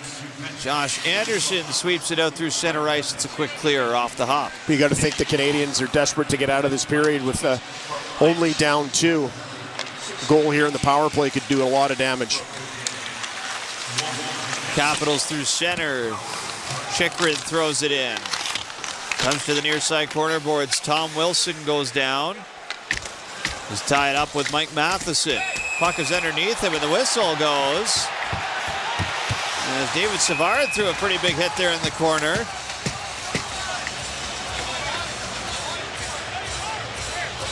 And this group will be separated. Tom Wilson had that puck below him, and you could hear the crowd as they were groaning. David Savard gets on the right side of Jacob Tricken, who was coming into the corner to see if he could dig that puck out, and ends up dumping him on his backside. Either way, though, you can see the referee telling Wilson to move it. This puck's going to come out into the neutral zone, no questions asked. That was Chychrun getting into it with David Savard. Looked like Chychrun wanted to put Savard in a figure 4 leg lock there in the corner. Well, That's a new one. It was WrestleMania on the weekend. That's right. I feel like Jeff, or Jacob, maybe his dad too, Jeff, would have also made a great wrestler. Yeah, I think you're right. If Jacob Chychrun wasn't a hockey player. I get some Ultimate Warrior vibes from Jacob Chychrun. He carries it in, far side into the Montreal zone. Dumped along the boards by David Savard as it spills out in front. John Carlson works it to the far side for Ovechkin. Waits. Takes the shot. That's stopped by Montembeault.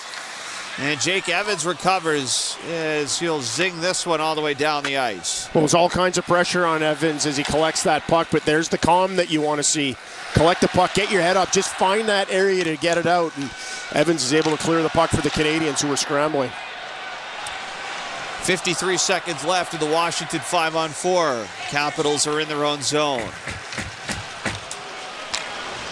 Chychrun passes it back. Here goes John Carlson through center, right up the middle. Passed it off on the wing, and Mangiapane overskated it as the Canadiens clear it once again.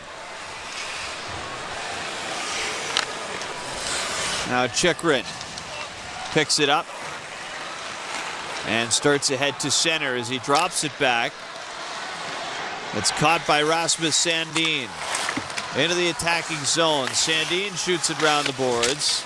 McMichael takes a knock from Gooley as the puck comes up the wing again. Controlled by Montreal. Charging to center, Dvorak. Works it ahead. Here goes Anderson in on net. He's poke checked to the puck. Never got the shot away. Final seconds of the penalty kill. As it is officially over now. We are back to 5-on-5 with 1:38 left in the second. Capitals ahead 2-0. Here's Gooley from the line. Left side. Shot incoming is steered aside by Thompson. Cops back out to center ice. Goalie with a hit on Mangiapane, knocks him off the puck. And Laine, fresh out of the box, will skate in over the blue line. Off to Slavkovsky. Tried to center it. Blocked by Pierre-Luc Dubois. And the Capitals come back to center ice. Duhaime, or check that, Beauvillier off the boards. Now in behind the Montreal net. Dislodged by Jaden Struble. Tried to work it up the wing. Final minute to play in the second. Struble under pressure. Passes that off to Gooley, who fires it through center ice. Thompson out to stop it behind his own net. Now to the far side. Lane Hudson. This bounces back to the blue line for Struble. Struble down the left side. Right in on Thompson. He gets a quick cover on it for the whistle. Slavkovsky coming in and forces Thompson into a cover-up.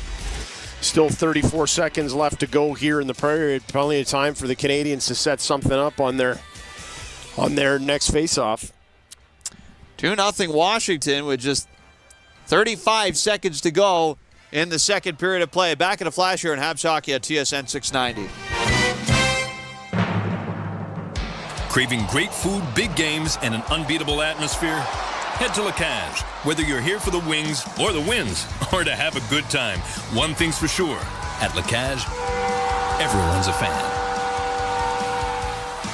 Miss the good old days? Of course you do. Winnie's on Crescent has always been the place to cheer on Montreal's hockey team. Come enjoy pub fare before, during, and after the game. Who knows who you'll see? Winnie's Bar and Restaurant, 1459 Crescent, winniesbar.com. $1 wings! $1 wings! $1 wings! Boston Pizza has the ultimate lineup. During every Montreal game this season, our wings are only $1 each at Boston Pizza. Come in for some delicious wings, an ice-cold Molson, and a great game. Now that's a winning trio. Visit bostonpizza.com to find a Boston Pizza near you and reserve your table. Boston Pizza is the place to be. See details in restaurant. Are you looking for an insurance broker, passionate and professional? With 65 years of experience, SO Insurance has proven to be totally dedicated to serving its clients. Present in 12 regions in Quebec, their brokers have one priority: to find you the best offer available to insure your home, car, and all other types of motorized vehicles. Call 833-370-2704 or visit sor.ca to ask for a quote. You deserve the best broker there is. SO Insurance, official damage insurance partner of the Montreal Canadiens. Canadiens hockey is presented by SOR Insurance. You deserve the best broker there is. SOR Insurance, official damage insurance partner of the Montreal Canadiens. Enjoy the game. Back inside Capital One Arena in Washington. We got just 35 seconds here left until the end of the second period, where it's a 2-0 lead for the Washington Capitals. Shots 22-20 in favor of the Caps as well. As this faceoff is in the Washington zone. Still time for Montreal here as they send Dvorak out with Gallagher and Newhook to take this faceoff. Lane Hudson and Struble at the line, and Dvorak wins it back for Lane Hudson. Plays it off the boards. Capitals try and dig it free. And Hudson cuts it off the line, plays it down low, bouncing puck for Gallagher, and he puts it wide. And the Capitals settle it back down as Matt Roy tosses it to center. Now Brendan Gallagher in front of his own bench. 8 seconds to go in the second. Capitals take it back in. Far side, Connor McMichael swings it to the net. Turned away by Montembeault. He covers up here. That whistle definitely sounded before the final buzzer. Yeah, I agree with you. There might be, Caps bench might look at this, see if there's maybe a second or so left to go. Clock says 0 as we get a look at a replay here. And it looks like, okay, Sam Montembeault's having a conversation with referee Francois Saint-Laurent. I'm not sure we're done here yet. I guess we are. The players are going down the tunnel into the locker room. So, to the intermission, indeed, we go. It is a 2-0 lead for the Washington Capitals. Ovechkin back in the first, then Beauvillier in the second from Ovechkin and Dylan Strome at 12:09. It's a 2-0 lead for Washington through 40. Second intermission roundtable's coming up next on Habs Hockey on TSN 690. The Morning Show with Connor McKenna and Sean Starr. It has everything you need, from Starr's eternal optimism to McKenna's unbridled honesty.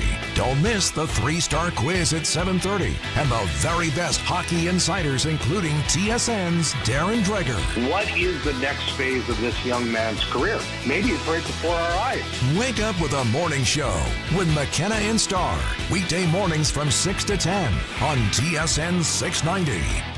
Craving great food, big games, and an unbeatable atmosphere?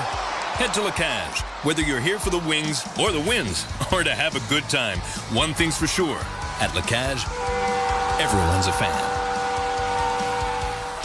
When things start heating up on the ice, count on Mitsubishi Electric Heating and Cooling to keep the temperature comfortable in every zone of your home.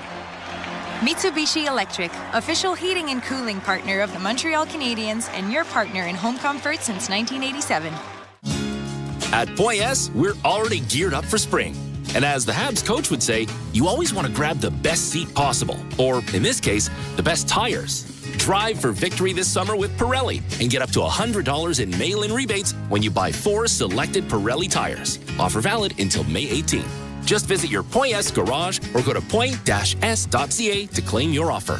Drive stress-free with Point S, proud partner of the Montreal Canadiens. At IGA, we help you save with our new Verified Prices promotion. Every week, check the front page of our flyer to discover our offers. Enjoy the lowest prices on selected products or automatically receive the difference in Scene Plus points. It's guaranteed. No proof required at checkout. IGA. Peace of mind is everything. For a limited time at participating stores. Details in the flyer and at IGA.net.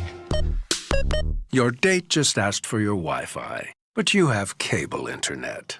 Don't panic. Remain calm and reply with, "Darn, I forgot my password." Or, "The modem is at the shop." The modem shop. Or simply, "Internet. What's internet?" Embarrassed by your internet? Just switch to Bell Pure Fiber, Canada's most trusted internet. Visit bell.ca to check availability. Bell. Internet just got better. Here, we like to keep it fresh because Tim's coffee is brewed fresh every 20 minutes. Whether you're on the go or at your desk, it's always the perfect time for Canada's favorite coffee, made with 100% premium Arabica beans. It's time for fresh. It's time for Tim's. The home of your Montreal Canadiens. TSN 690. Slipped it off the boards by Caulfield. Capitals control. Taken away by Caulfield. There's a shot, rebound in front. Not stopped by Thompson. And quickly picked up as it goes in behind the net. Leonard in on Dvorak. Centers that up the middle. That's stopped off the shot from Mangiapane. And it's thrown out through center. Here goes Beauvillier down the wing. Shot off the outside of the net. As it's sent up the far side to the point. Long shot. Rebound, they score. Shot from long distance. Rebound spills in front for Anthony Beauvillier. And the Sorel Tracy native has made it 2-0 Washington. Makes a nice play to get it over to Slavkovsky, who carries in far side. Across for Suzuki in front of the net. There's a chance for Caulfield. That's warded away. Welcome into the second intermission roundtable here on the TSN 690 Habs Radio Network. Canadiens down 2-0 to the Capitals after 40 minutes. Your shot totals going the way of the Caps by 2 shots as Washington have 23 shots to the Canadiens 21. Chance at the end of the period there by Brendan Gallagher, but just could not stop bobbling it in front of Logan Thompson. Anthony Beauvillier getting his first of the playoffs. Alex Ovechkin and Dylan Strome with the assists on that one as the Canadiens. Still plenty to play for going into the third period, down 2-0 to the Washington Capitals. I'm John Still with our play-by-play man Victor Finley after 40 minutes. Canadiens, I thought that they responded well early on in that second period. The Capitals kind of decided to take it to another level that the Canadiens at times couldn't really cope with, and yet I do still feel like it's all kind of there for the Canadiens. How do you feel the first 40 minutes have played out compared to maybe your expectations, Victor? I would...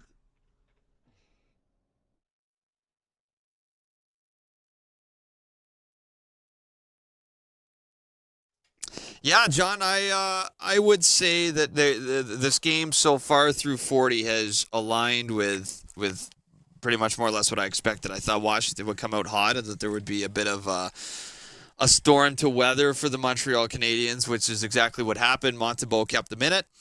But then I thought here in the second period when things settled down a little bit, it looked like Montreal had a hard time apart from the first line, and even they didn't have an overwhelming offensive presence. Nobody else outside the first line was really generating any kind of dangerous looks against Washington and Logan Thompson, who, by the way, the Caps have made it pretty difficult for Montreal to get anything close in tight on Logan Thompson tonight. So that's the kind of hockey I think we're gonna continue to see defensively from the Washington Capitals throughout the series, and that's why I think the power play and special teams are going to be so crucial for Montreal, because I just don't think this team right now has the horses to outscore the Washington Capitals 5-on-5. So I think we saw there in the second period a glimpse of what we're going to see, I think, for a good portion of this series, where it's going to be really tough for Montreal to generate anything 5-on-5. So they're going to have to be super opportunistic when they get those chances, whether it is the rare breakdown 5-on-5 from Washington. Of course, Matt Roy throws one away in the first period, golden chance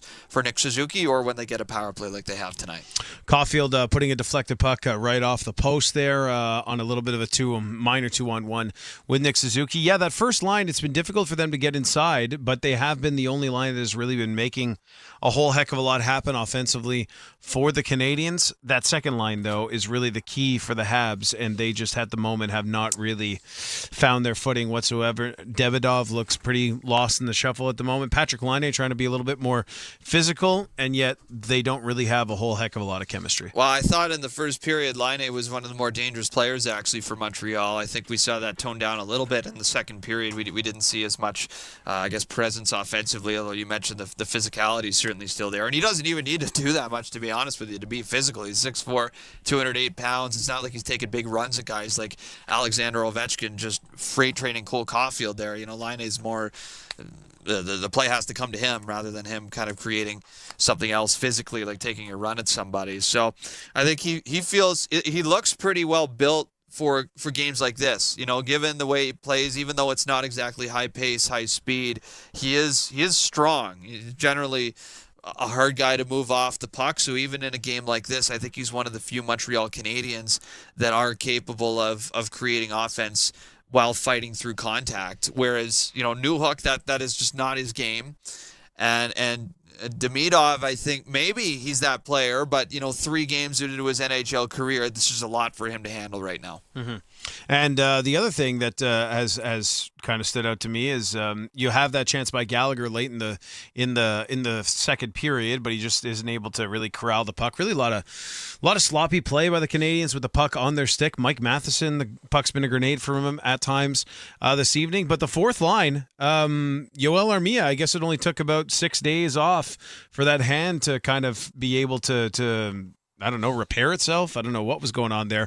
But that fourth line, in terms of a team that is really looking to kind of have that whole coming in waves and being able to have a change while maintaining offensive zone presence, that fourth line has been better than I really would have thought it would have been tonight, considering Armia has been less than ideal of late. Mm-hmm. I think Yoel Armia's condition has definitely improved over the last couple weeks, and that's going to help. To me, the most important X factor, though, on that line is Emil Heineman, because he can bring something offensively to the picture that I think is just more reliable than what Jake Evans and Yoel Armia are going to do for you offensively. So if you can at least work in that threat, then you have a fourth line that isn't just kind of surviving, right, and not just not getting scored on. Mm-hmm. They have a chance to actually punch back and do a little bit of damage of their own. I think and a lot of that, I think, hinges on Emil Heineman, and I know he's capable of playing that game and that kind of game. Again, though, a lot to ask, though, out of a guy, right, in the first NHL playoff game of his career to be the driver, at least offensively, on that line. Nervy first period for Lane Hutson. How did you feel like he responded in the second? Better. I think I have no concerns about Lane Hutson. I would say this has been what I expected. Guys are clearly targeting him. They're taking runs at him. It's going to continue to be really difficult for him. But he is all season long been adjusted to and has then made a counter adjustment, right? And it's just a matter of time before he does that again. Now, you hope that Montreal, when you're looking at the bigger picture here, is still in a position to win this series and put some major pressure on Washington by the time he figures it out, because I don't think it's going to be tonight necessarily, but the longer this series goes, the more I believe Lane Hutson's going to become a factor in it. Victor, thank you. Thank you, John. Third period coming up next here on the TSN 690 Habs Radio Network. But first, we'll get you an out-of-town scoreboard. Canadiens down 2-0 to the Capitals after 40 minutes. From the biggest stadiums to the coziest holes in the wall. From house parties to porch hangs to pride celebrations. From your favorite pho shop to your local Indian spot. From noodle bars to sports bars to salsa bars. There's a Molson with your name on it. Export. Ultra. XL. Molson. Everyone in. Must be legal drinking age. We all have the same goal, to be environmentally responsible. That's why Rio Tinto and the Montreal Canadiens are teaming up. We're replacing 1.5 million single-use plastic cups at the Bell Center with cups made with infinitely recyclable aluminum from Quebec. And the low-carbon aluminum we use for the cups is made by Rio Tinto right here in Quebec. It's a sustainability slap shot. To learn more, go to riotinto.com. There's nothing like Hockey Night in Montreal. See the Habs live at the Bell Center and be part of the NHL's most electric atmosphere. Don't miss out on the action. Visit Canadiens.com/tickets today. Here, we like to keep it fresh because Tim's coffee is brewed fresh every 20 minutes. Whether you're on the go or at your desk, it's always the perfect time for Canada's favorite coffee, made with 100% premium Arabica beans. It's time for fresh. It's time for Tim's. $1 wings, $1 wings, $1 wings. Boston Pizza has the ultimate lineup. During every Montreal game this season, our wings are only $1 each at Boston Pizza. Come in for some delicious wings, an ice-cold Molson, and a great game. Now that's a winning trio. Visit bostonpizza.com to find a Boston Pizza near you and reserve your table. Boston Pizza is the place to be. See details in restaurant. Craving great food, big games, and an unbeatable atmosphere? Head to LaCage. Whether you're here for the wings or the wins, or to have a good time, one thing's for sure. At LaCage, everyone's a fan. Canadiens hockey is presented by SOR Insurance. You deserve the best broker there is. SOR Insurance, official damage insurance partner of the Montreal Canadiens. Enjoy the game. Shifley back in quickly on the attack, driving to the net. They score!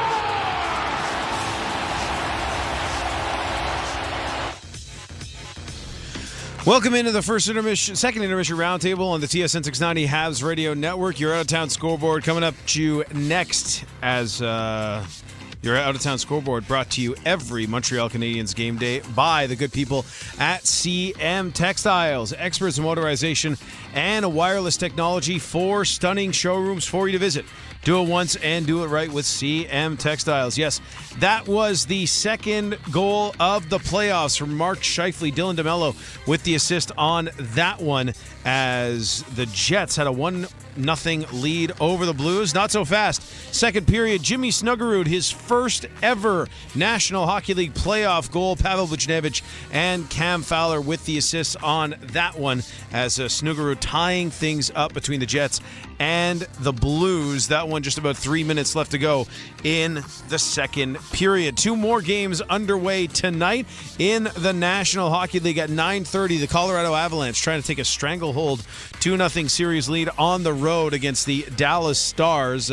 Stars head coach Pete DeBoer revealing to members of the media earlier today that despite being at the morning skate, Miro Heiskanen will not play tonight for the Stars, so his availability still very much up in the air. And at 10 o'clock for the 4th year in a row, it is the Oilers and the Kings in the NHL playoffs. That one getting underway from La La Land as, puck drop set for just after 10 o'clock between Connor McDavid and the Oilers and Anze Kopitar and the Kings. Third period coming up next here on the TSN 690 Habs Radio Network. Your Montreal Canadiens down by a score of 2-0 to the Washington Capitals. Can they overturn it? Either way, we'll see you on the Del Mar postgame show after the game. 514-790-1690. We want to hear from you after the Habs versus the Capitals. But third period coming up next here on the TSN 690 Habs Radio Network. It might not look like it, but spring is on its way. Time to step it up with Point S. As the Habs coach would say, changing your tires is like being in love. You gotta do it right. And guess what? At Point S, we take great care of your tires. Until May 18th, take advantage of our Pirelli promotion and get up to $100 in mail-in rebates when you buy 4 selected Pirelli tires. Stop by in-store or visit point-s.ca to claim your deal. Drive stress-free with Point S, proud partner of the Montreal Canadiens. When things start heating up on the ice, count on Mitsubishi Electric Heating and Cooling to keep the temperature comfortable in every zone of your home. Mitsubishi Electric, official heating and cooling partner of the Montreal Canadiens and your partner in home comfort since 1987. Bell Pure Fiber is the technology you need for high-performance applications. It leverages light signals transmitted through optical fiber. It's capable of providing huge bandwidth, super low latency, and it's immune to electromagnetic interference. Basically what he means is, it's incredibly fast internet. Switch to Bell Pure Fiber, Canada's fastest internet, awarded by Ookla. Get 500 for $70 per month. Visit bell.ca for more details and to check availability. Bell, internet just got better. Whether it's the electrifying saves of a goalie, the versatility of the forwards, or the brute strength of the defenseman, each player has his own style of dominating the ice. You can expect the same from Ford. All electric, hybrid, or gas engine, the power you choose reveals your distinctive drive. Quebec Ford dealers, proud partners of the Montreal Canadiens. Canadiens Hockey is presented by SR Insurance. You deserve the best broker there is. SR Insurance, official damage insurance partner of the Montreal Canadiens. Enjoy the game. Back in Washington, it is a 2-0 lead for the Capitals through 40 minutes. As we are about 20 seconds away from puck drop at the beginning of period number 3 of Game 1 between the Capitals and Canadiens in the Stanley Cup playoff conference quarter-final matchup, as it is a 23-21 shot advantage for the Washington Capitals, as the Canadiens, JP, in a way here, are still very much within striking distance of this one. You know, Victor, I agree with you. You look at the Canadiens, and in the second period there, you saw a Washington team who looked like they had found a little bit of a rhythm, and they were starting to bully the Canadiens around physically. At least it looks like they were, coming out and being much stronger on the puck and getting the crowd behind them. But when you get to a point where you're one shot out of making it a one-goal game, I think you can take that. Capitals win the face-off to get us started here for period number 3. Victor Finley with JP O'Connor on the call tonight. Habs now moving from left to right as they go back into their own zone. Here is Ovechkin on the forecheck. Muscles it away from Matheson. Tried to pass off to Beauvillier. He's got it now on the wing. Well, pushed up against the boards by Dvorak. Beauvillier gets loose behind the net. Passes it off to Dylan Strome. Up top, here's Tom Wilson with a wrister. That ricochets off of Matheson. Far side corner, Wilson carries around the net. Passes back to the blue line. Far side, Tom Wilson with a shot. That's blocked by Alex Carrier. Wilson stays with it. Passes to the line. Hard one-time shot is blocked. That was taken by Pierre-Luc Dubois. He'll carry in behind the net. Passing back off. Roy over for Dubois off the wing. Shot is absorbed by Montembeault for the whistle. Well, that's not what the Canadiens want in the first minute and 3 seconds of this third period. And quite frankly, I'm surprised that we haven't seen Washington do more of that over the course of the season. We've seen the Canadiens get crossed up in their own defensive zone, especially when teams pull them up into high ice. And as Tom Wilson collects that puck, goes down below the net, rather than taking that puck directly to the net, he feeds it back out to the point where Washington's able to reload and force the Canadiens into a situation where communication becomes really important as to who's going to take who. Canadiens win the D-zone face-off. Evans got that back as it comes out to center. The Capitals work it in. Lane Hudson goes after it, being chased down by Mangiapane.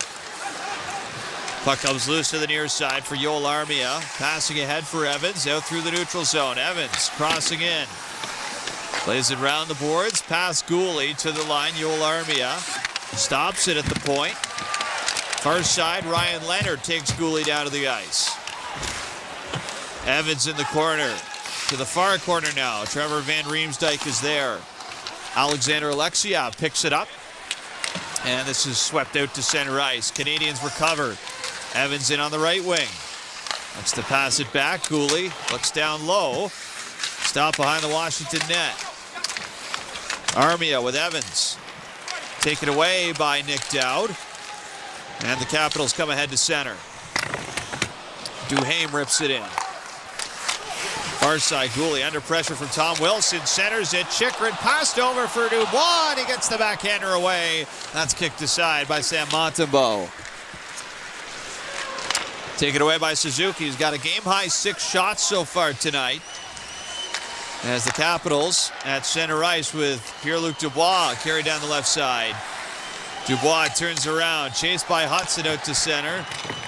Dubois plays it in. And around the boards in the Montreal zone. It's picked up by Suzuki, passing off. Goes right to Alex Carrier.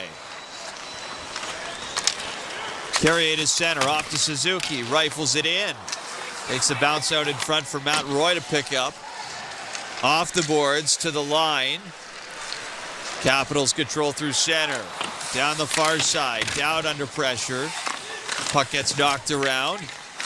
Behind Montembeau's net, here's Mangiapane fighting off Matheson. Capitals to the line. Sandin snaps it across. Roy with a shot, tipped in front, does not get through. Now Juraj Slavkovsky up to center for Cole Caulfield. Skates in over the line, drops it off. Suzuki back to Caulfield. Around the net, trying to wrap it home. That's covered up by Logan Thompson with 16:36 to go in the third, and the Capitals in front 2-0. Well, this is a really dicey play for me with Logan Thompson, as it looked like he was overcommitted to the left post as he's trying to lock that angle down on Cole Caulfield. And Caulfield sees it, runs himself out of space, and looks like he's just trying to get around the net quickly to wrap, and Thompson almost gets caught. Very close call. That's probably the Canadiens' best look in the last period and a half. Still searching for their first goal of the game. It's been over a game and a half now in the playoffs since the Habs have scored. You got to go back to Game 4 of the Stanley Cup Final in 2021. Josh Anderson in overtime to defeat the Tampa Bay Lightning. He had 2 goals in that game in a 3-2 overtime win. Habs were shut out 1-0 in Game 5 and have not scored through nearly 44 minutes this evening in Game 1 versus the Capitals. Off the far side wing, here's a shot rocketed off the goalpost by Ivan Demidov. That hit the outside of it, and in the process, Logan Thompson has knocked the net off the moorings. You see the confidence with Demidov there. It's been an awkward game for Demidov tonight as you look at him, and it's eyes wide open and probably a lot of new things going on here, but you can see the skill shine through as he collects the puck, tries to go short side. Logan Thompson gets down low as he's hunting for that puck, has to come up real quickly, and in doing so takes the net off its moorings. Demidov wearing number 93 for the Montreal Canadiens, a number of great significance in this organization. The only other Hab to wear number 93 was Doug Gilmour. Mr. Gilmour. As the Capitals pick it up in their own zone, Demidov was asked this week if he recognizes the significance of 93, and he says he does. Last Stanley Cup. Back in 1993, as the Canadiens can't break out of their own zone, here's Ryan Leonard to the far side. He shoots it wide. That goes off the glass. Here goes Laine out to center as Demidov was spilled behind the play.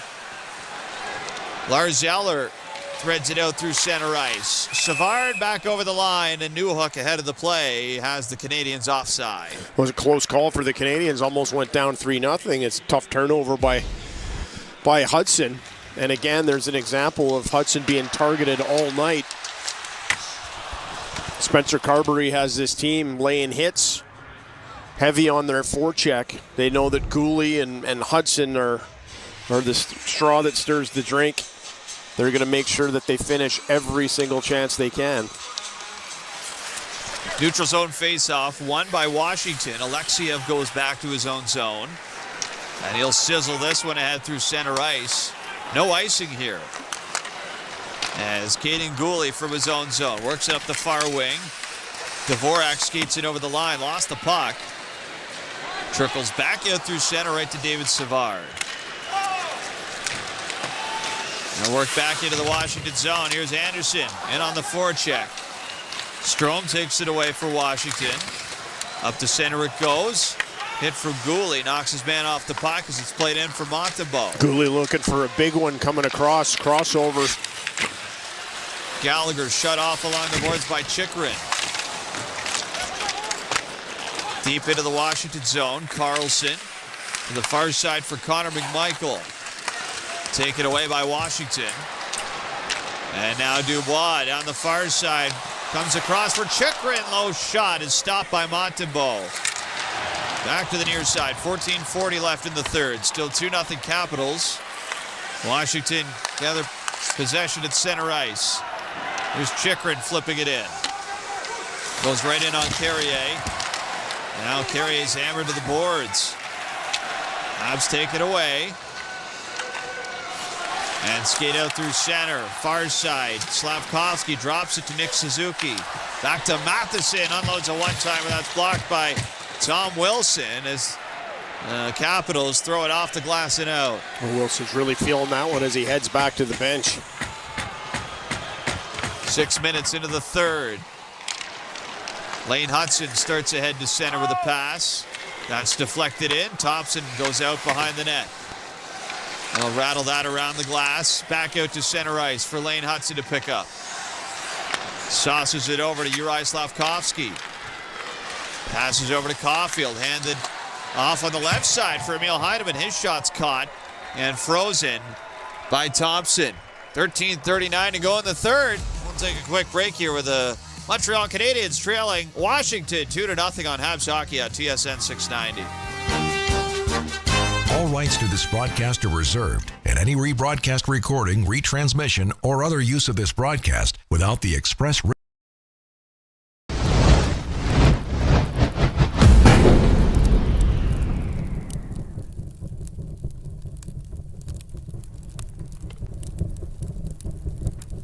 What's up, hockey fans and basketball fans from all over the world?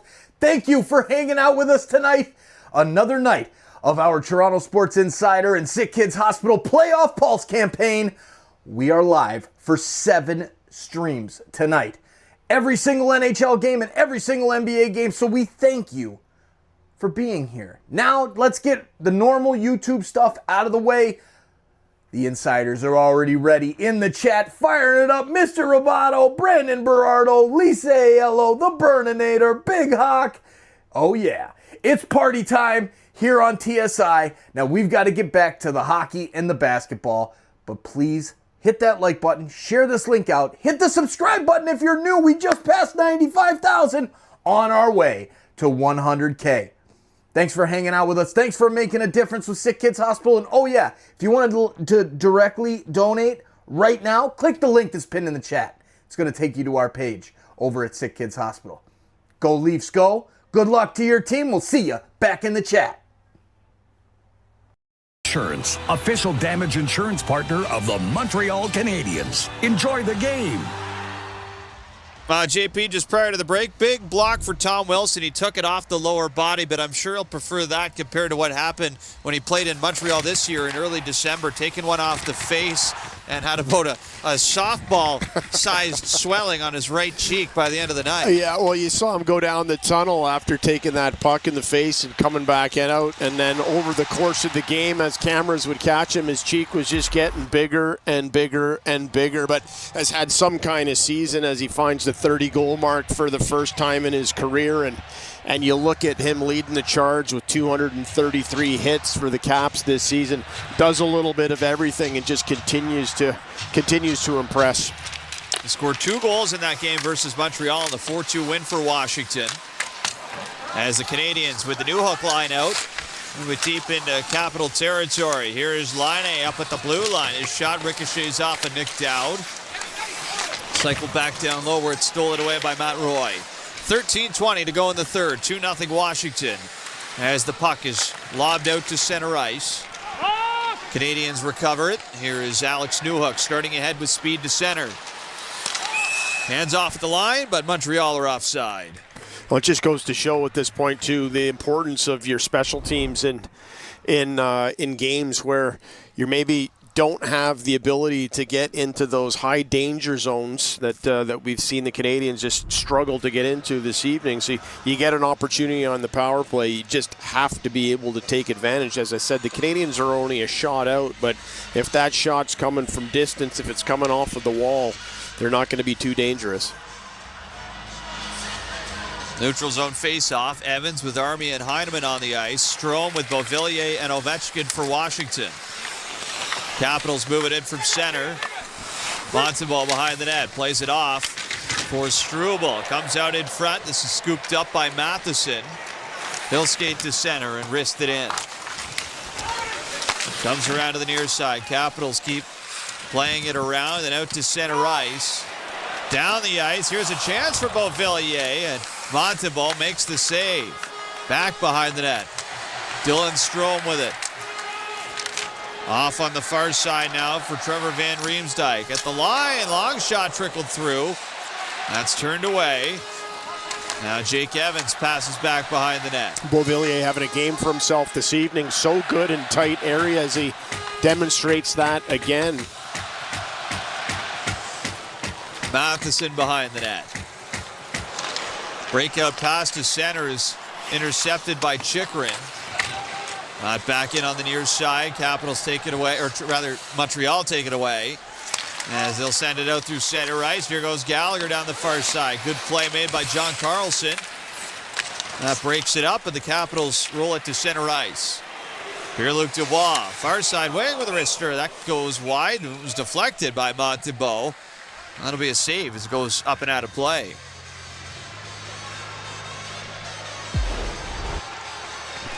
Pierre-Luc Dubois with another quality look coming down the middle of the slot area. Just poses such a matchup issue. Just a giant guy out there, and you look for the Canadiens, and with Newhook down the middle and Dvorak, Pierre-Luc Dubois just poses such a matchup threat. 6'4", 220 plus pounds. Squaring off against his old junior hockey teammate tonight, Samuel Montembeault. They went to a QMJHL finals together in 2017, both at the time with the Blainville-Boisbriand Armada. And Dubois started his QMJHL career with what was then at the time the Cape Breton Screaming Eagles. Yep. Capitals win the Ozone faceoff. Here's Chychrun from the line. That's caught by Sam Montembeault, who is a playoff goaltender every year in the QMJHL with Blainville-Boisbriand. 4 seasons, 154 regular season games before losing in 2017 in the final. QMJHL getting down to the Final 4. Is it Rimouski and Shawinigan, and Moncton still alive with Rouyn-Noranda? Of course, Rimouski hosting the Memorial Cup, so big series here with the Oceanic guaranteed a spot in that tournament. And another spot out of the queue up for grabs. Here is Pierre-Luc Dubois behind the Montreal net. Tried to work that in front. That's smothered for the whistle by Sam Montembeault. So in that 2017 finals, JP would have lost to Thomas Chabot's St. John Sea Dogs. Also had Matthew Joseph. I believe they would have had Matthew Joseph. Yeah, no, they did. They definitely did. They definitely did. Yeah, we just did Ottawa the other day, and I remember having a look at Matthew Joseph and success he had as a junior player. And of course, Anthony Beauvillier, as you mentioned tonight as well, played in the QMJHL final the year before in 2016. Former standout with Shawinigan, yep. And former captain, Shawinigan Cataract. Face off to the blocker side of Montembeault. Lars Eller is in for Washington. He's going to get that first warning. Leonard and Mangiapane on the wings as Jake Evans wins it back for Montreal. 11:24 to go in the third. 2-0 Washington.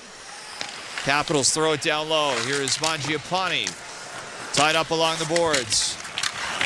Puck comes loose behind the net for Lars Eller. He'll pick it up. Carries to the far side. It's stolen away by Heineman. Out to center. Heineman plays it down the wing. Jacob Chychrun gets over to it. Rips that around the boards. Mangiapane through center. There goes Leonard joining the rush. Mangiapane tried to center that in front.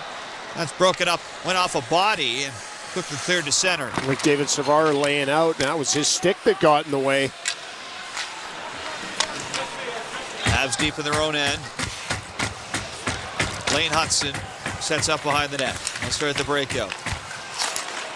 Capitals laying back a little bit now on the forecheck as a whistle sounds.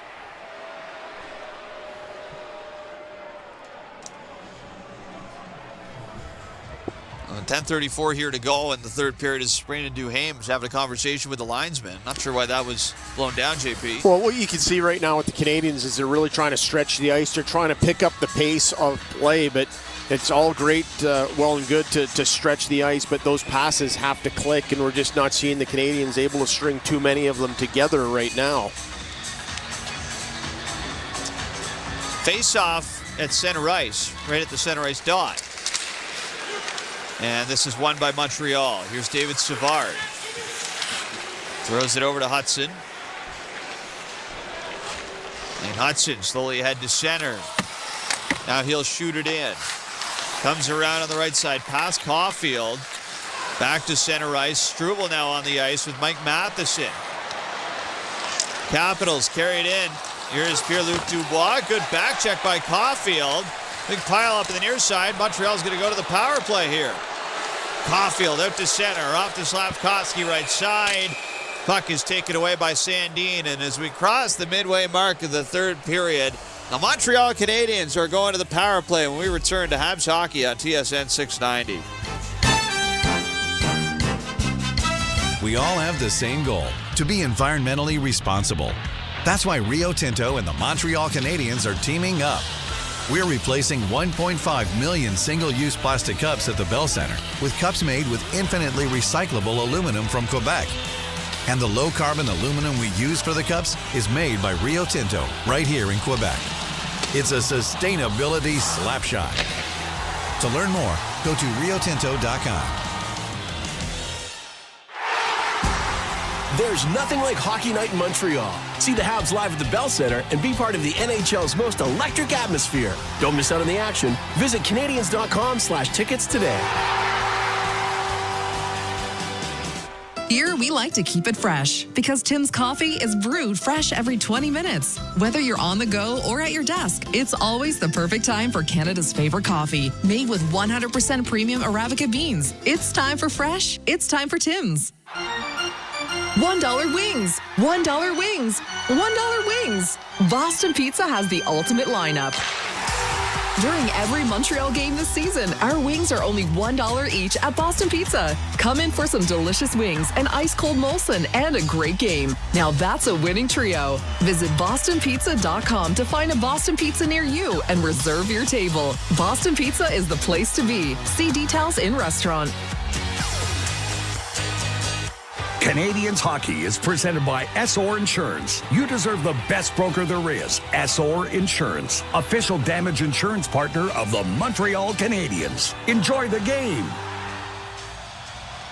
Back in Washington, Montreal going to their second power play of the night, brought to you by Ford of Canada, official partner of the Montreal Canadiens. They are 0-for-1 already this evening, and now is as good of a chance as they might ever get in the third period to try and claw back into this game down 2-0.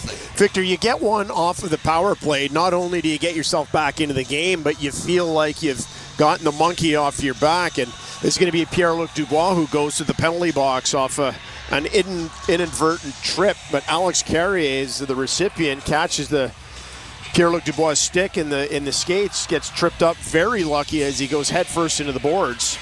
Seems to be okay, but Nick Suzuki will take this face-off over to Logan Thompson's left-hand side. Clean win. Right back to Lane Hudson, steps in, passes off line with a shot. That's the look they wanted, but Logan Thompson gets across to make the save. Back up high. Habs are 0-for-1 tonight, but they did get 3 shots in the first power play. Here's Suzuki right side. Off the boards. Back to the point for Hudson. Off to Suzuki. Pressured on the near side. Goes over for Line A, and his shot goes well wide. Loose in front, they score! Caulfield with a loose puck in front. Picks it up and puts it through past Logan Thompson to make it 2-1 halfway through the third. Canadiens definitely get lucky on this play as it's designed. The first shot that we talked about came from Line A when it was a Whistler on net. Thompson caught up to it. The second one was destined for Cole Caulfield's stick. Kind of fans on it, comes through with so much pace, but it ends up getting caught on Roy. Puck bounces right back into the slot. Caulfield gets it, just lifts it short side. Logan Thompson just can't catch up to it. 24 road goals in the regular season for Caulfield, ranked second in the NHL behind only Leon Draisaitl. And he's got the first playoff goal since Josh Anderson's overtime winner in Game 4 of the 2021 Cup Final for the Montreal Canadiens. It comes just past the midway mark of the third period. 2-1 Capitals on Caulfield's first of the postseason, assisted by Line A and Lane Hudson. as it goes back to the Montreal zone. So that's the first playoff point for Lane Hutson. A secondary assist on the power play. Habs out to center. Charging down the far side. There's a shot for Newhook. That's fought off by Thompson. It comes back to the neutral zone for Caden Gooley. You can see the Canadiens building this momentum off of the power play, and a couple of quick strides through the neutral zone for Newhook. Saw him put himself in a solid position for a good release, and Thompson really had to battle that shot. Gallagher through center. Skating past Ryan Leonard. Drops it back. It's taken away by Mangiapane. Alexander Alexiev lost the handle on it. Here goes Gallagher. Steps into a shot. That's caught by Thompson for the whistle. Well, Thompson's able to spot that, but it's a turnover again just inside the blue line, and it's caused by Josh Anderson. His stick's in good position, and Gallagher tees off on that puck with a slap shot from the top of the circles. Doesn't give Thompson too much problems, but this is going to be another offensive zone faceoff. Shots 30-27 now in favor of Washington, with the Montreal Canadiens knocking on the door in striking distance now. It's a 2-1 lead for the Caps with 8:24 remaining in the third period.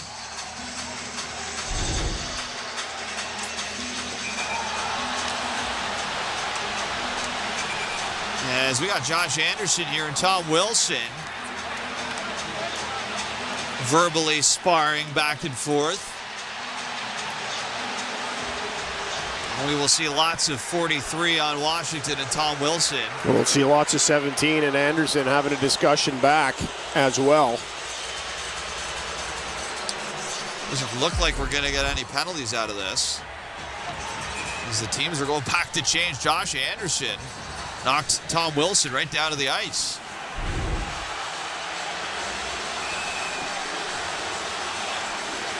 And Tom Wilson will stay on the ice. His defensive zone face-off. Face-off to the blocker side, near side on Logan Thompson. Suzuki in versus Pierre-Luc Dubois.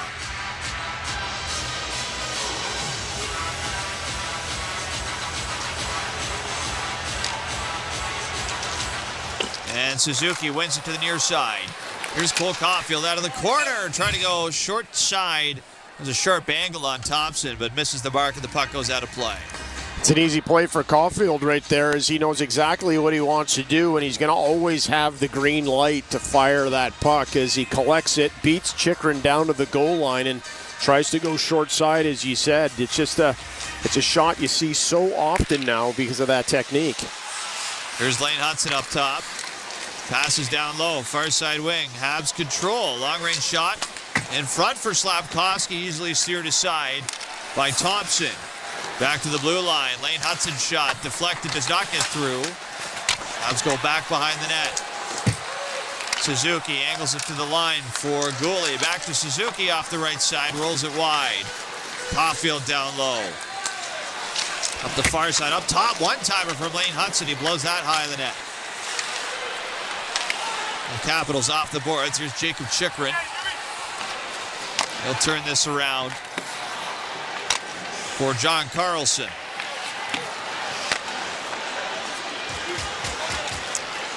Capitals taking their time as Chychrun passes ahead through center ice. This rolls into the Montreal net. Montembeault works it aside for David Savard. Habs on the breakout. Here's Line through center. Down the right side, tried a toe drag shot, went off a leg and wide. It was deflected by Rasmus Sandin. Duhaime passes off. And the Capitals come ahead through center now. Nick Dowd left side, right in on David Savard. Cuts in behind the net. Puck squeaks out for Alex Newhook. 6:48 to go in the third. 2-1 Washington.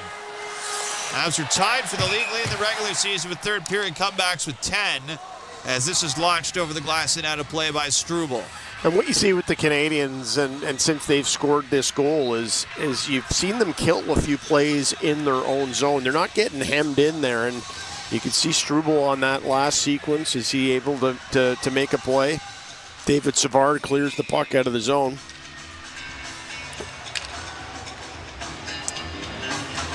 Face off at center. Evans will get tossed, so it's going to be Dylan Strome versus Emil Heinemann.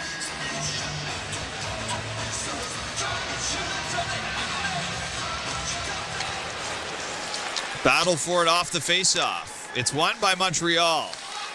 Carrier steps in, but Yoel Armia is way ahead offside. No way that Armia was expecting Carrier to carry that puck as he collects it, just gets over the red line, and I think Armia was thinking that they were going to be able to get in early on that forecheck, just couldn't check up at the blue. Another neutral zone draw. This will be Evans versus Strome. And the Canadiens win this one as well. Here's Carrier. Snaps it down the near side wing. Off the boards, Evans tried to center, rolls around on Thompson. Sent back behind the net for Trevor Van Riemsdyk. Under pressure from Evans. Dylan Strome in the corner. Evans works it away, tosses it round the boards to the line for Matheson. Back down low, handled by Evans. To the point again, shot blistered wide of the net by Matheson. Near side corner. Capitals move it off the boards and out to center. Loose puck, picked up by Evans.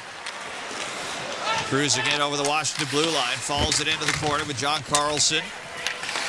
Play to the near side. Washington handle it. Alexiev throws it around. That's picked off, bouncing just wide of the net. Dangerous play for the Caps. Now Dylan Strome passes off to Carlson. He'll fling this one out to center. Glove down. And here go the Habs again. Brendan Gallagher throws it right on Thompson. And again, he wanted to play it, but the whistle sounds. It'll be an zone face-off for the Montreal Canadiens. We'll get to it on the other side of the break. Cole Caulfield has made this a one-goal hockey game. 2-1 Washington with 5:20 left on Habs Hockey on TSN 690. Craving great food, big games, and an unbeatable atmosphere? Head to La Cage. Whether you're here for the wings or the wins, or to have a good time, one thing's for sure. At La Cage, everyone's a fan. When things start heating up on the ice, count on Mitsubishi Electric Heating and Cooling to keep the temperature comfortable in every zone of your home. Mitsubishi Electric, official heating and cooling partner of the Montreal Canadiens and your partner in home comfort since 1987.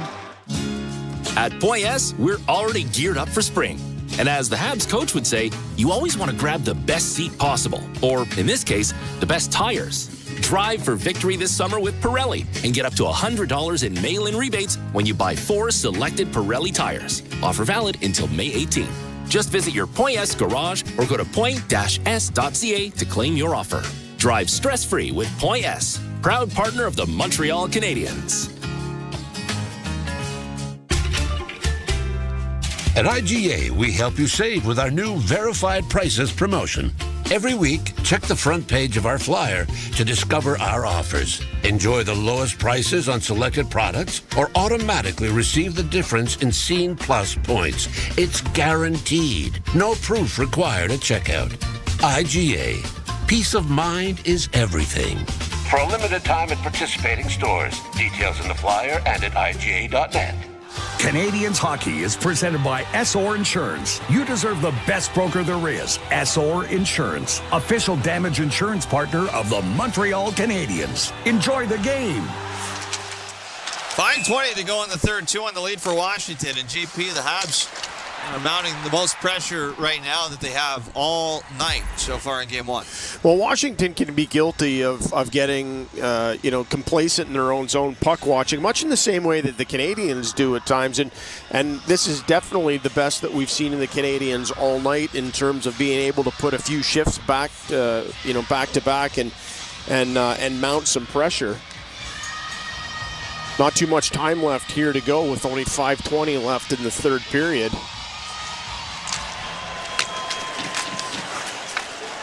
Capitals win the defensive zone faceoff. As thrown out to center. Here goes Connor McMichael down the far side. Bank pass off the boards intended for Pierre-Luc Dubois. Stolen away by Montreal. Caulfield deep in his own zone. 5 minutes to go in the third. 5 minutes for Montreal to find a way to tie this one up. John Carlson moves it in behind his own net.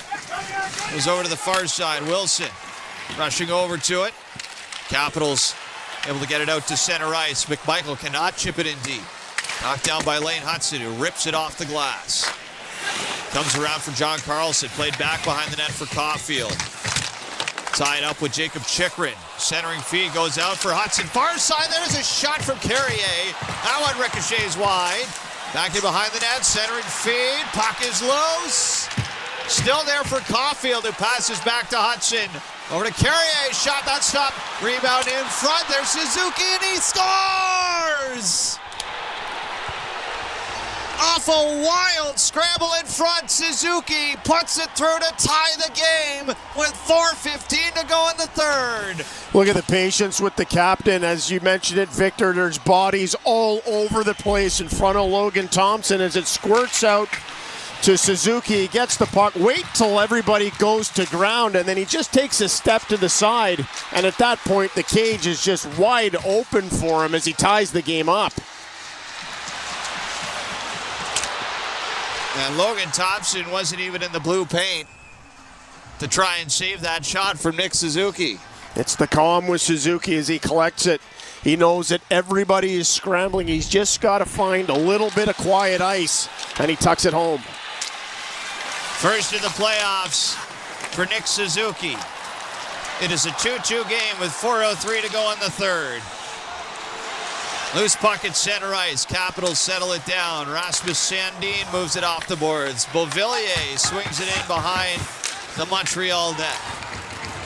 Back up the near side. Gallagher throws it through center. This is deflected in. Matt Roy moves it over to Sandin. Up for Beauvillier. Now Strome through the neutral zone. Back to Beauvillier. Throws it wide of the net off the boards. Picked up by Matheson. And he'll curl back behind his own net. A little nervous energy in the building right now for Caps fans. Canadiens out through center, side of the net. Thrown off the boards by Logan Thompson. Alex Carey and Lane Hudson pick up the assists on the Suzuki goal, so it's a multi-assist game in the playoff debut for Lane Hudson. As this puck is chopped over the top of the Capitals bench, it's out of play. So there's the other example. We had actually just talked about it, about the Capitals being a little complacent and panicky at that last moment as they're trying to keep that puck desperately out of their net. But Nick Suzuki just shows the patience to get his head up, wait till everybody commit, and sees the Canadiens tie this game up. So Suzuki and Caulfield, the two guys you're looking for to lead this team into battle, provide the 2 goals to tie it at 2. Well, very much in the same way that Ovechkin opened the scoring early on. That's exactly what the Caps were looking for. The Canadiens to look for the reply and get it from the captain. Face off at center ice. One back by Washington. Trevor Van Riemsdyk hammers it in. As it comes around to the far side boards. Jake Evans tied up with Emil Heineman in there too. Capitals fish it away from the line. Alexia with a shot. That barely missed the net. Now Evans throws it down low for Savard. Looks ahead to center. Alexia makes a play to knock down Yoel Armia. As it comes back for Nick Dowd. Into the Washington zone. We got something going on here back in the Montreal zone. Alexander Alexiev is down on all fours. Yeah, he's slow to his feet, getting up, holding his face. Looks like he's been caught with a high stick.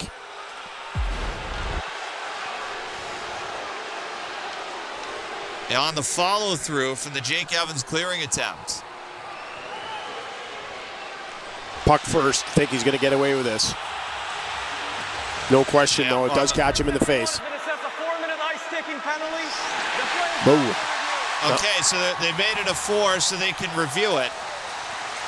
Now, the Habs bench is not happy here, but I don't think this penalty is going to stand. No. To be honest with you, I think it's probably not a bad call here by the referees to give this a second look to make sure they're getting this right. I'm with you on that, and I like that they have the opportunity to, but there's no way that this penalty should stand. It's on the follow through, and it rides up the stick. A video review has determined it was a follow through. By rule, this is not a penalty. Therefore, there's no penalty on the play. There we go. Easy enough. Easy enough, but the right call to take a look at it. No harm done. Well, to everybody except Alexiev. There's a little harm done to Alexander Alexiev on that. But not to the Montreal Canadiens, at any rate. There's 2:28 still to go in the third. We are tied at 2 goals apiece.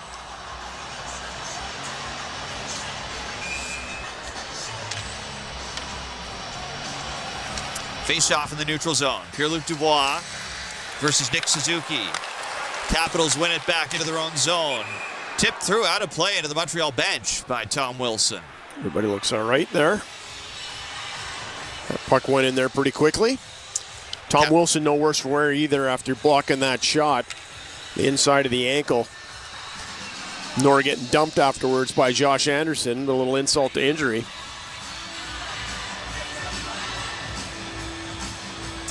Capitals trying to get some momentum back here after the Habs stolen it away. All started with that power play about midway through the third period. And about a 5-minute sequence, 5 or 6 minute sequence, give or take, has seen the Canadiens storm right back into this. Beauvillier and Gallagher get separated here before the face-off. As they get reset, we'll drop the puck at center.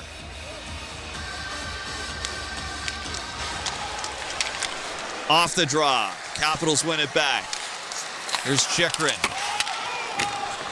Moves through center. Montembeault out to play it behind his own net. Dvorak feeds it ahead for Josh Anderson. Backhands it to center. Goes back into the Montreal zone. Here's Alex Carrier now. To the neutral zone. Shoots it in. Rides around for John Carlson. Lets it go through for Alex Ovechkin. Ovechkin through center. That's tipped by Beauvillier right to Carrier. Now here goes Gallagher down the far side. Tries a shot that's off the mark. And it goes out of play. Gallagher collects this puck, and it's a turnover through the neutral zone. Ovechkin actually fanned on that puck, turned and fired it blind right onto Carrier's stick, who in turn turns it right back up to Gallagher. Gallagher just from the left, top of the left circle, tries to go short side, and that puck misses wide, but ends up high in the netting. Canadiens get their first line on for this offensive zone face-off. At one point, the shots were 7-2 Washington in this period. Now they're 11-7 Montreal. We'll see another Nick Suzuki, Pierre-Luc Dubois face-off. Suzuki's been hovering around 50% this evening. And the Canadiens win it back. Here's Gooley. Rips that into the near side corner. So we settled down by Washington. Looking for a way out. They can't find it. Far side, Caulfield. Over to Slavkovsky. Rips one into a body. Has maintained possession. Another shot by Gooley is blocked in front. And the Capitals working ahead to center. Here goes Rasmus Sandin crossing it over the line. Throws it wide of the net.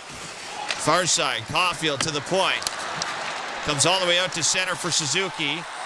Plays it in up the middle. Logan Thompson nudges that aside. Dubois.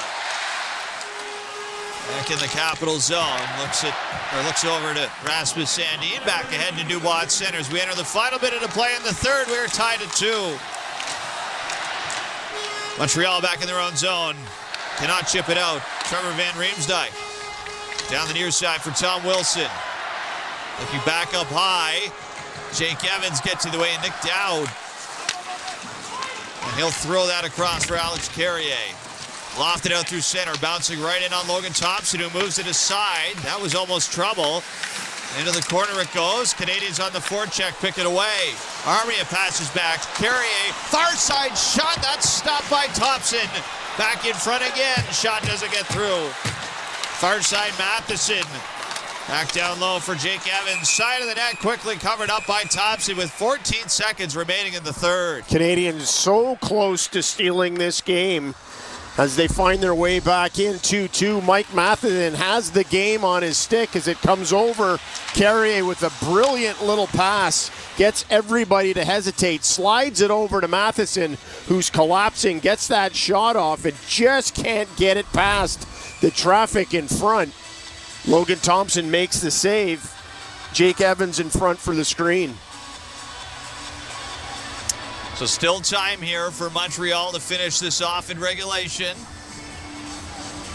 14.1 seconds to go on the clock.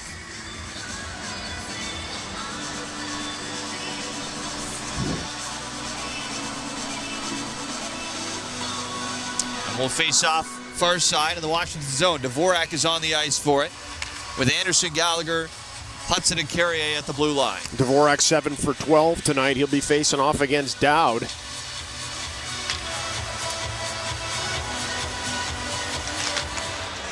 And Dowd wins it for Washington, right to Jacob Chychrun. Off the boards, up to center ice. Beauvillier with it. Moves it into the Montreal zone. This is going to be whistled down for offside. Well, this is going to do it as well as this puck will come out into the neutral zone. Canadians look like they found a way to overtime. Everybody's going to get a good deep breath. Capitals are going to need to reset, and the Canadians feeling very comfortable about their position right now. See if they can ride this momentum. Just 4.3 seconds to go in the third. Face-off right at center ice. Everything else here seems like a formality at this point. Yes, someone's going to get tossed out of the face-off circle. Or not. No, just warnings, apparently.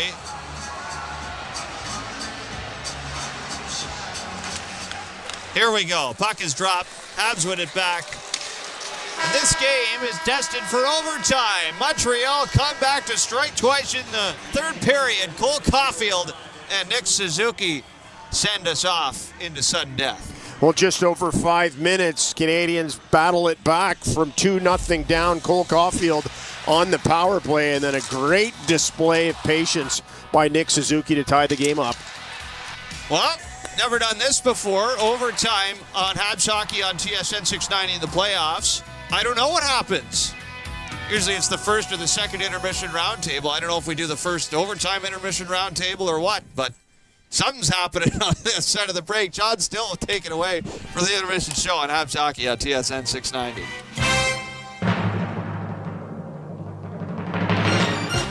$1 wings, $1 wings, $1 wings. Boston Pizza has the ultimate lineup.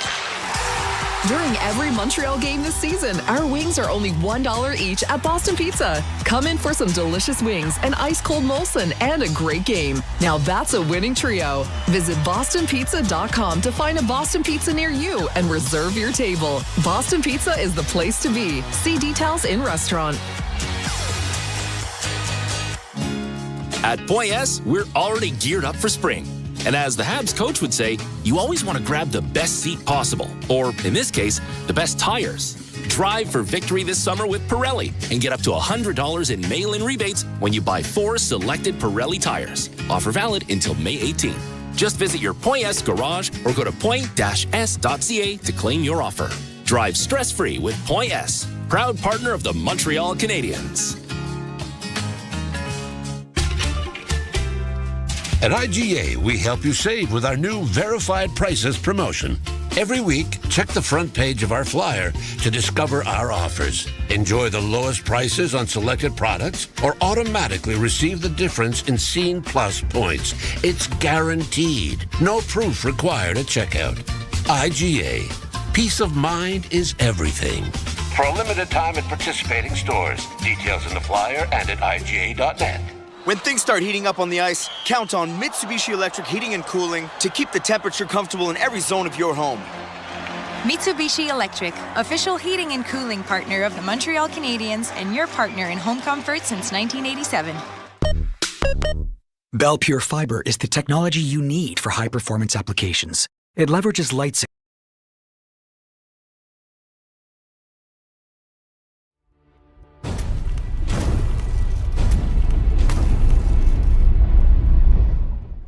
Hey, sports fans, thank you so much for hanging out with us here on Toronto Sports Insider during the Playoff Pulse. Our mission is simple, bringing sports fans together to hang out, cheer, and change the world one insider at a time, while supporting SickKids Hospital in Toronto every single game. Cheers, insiders and sports fans from around the world.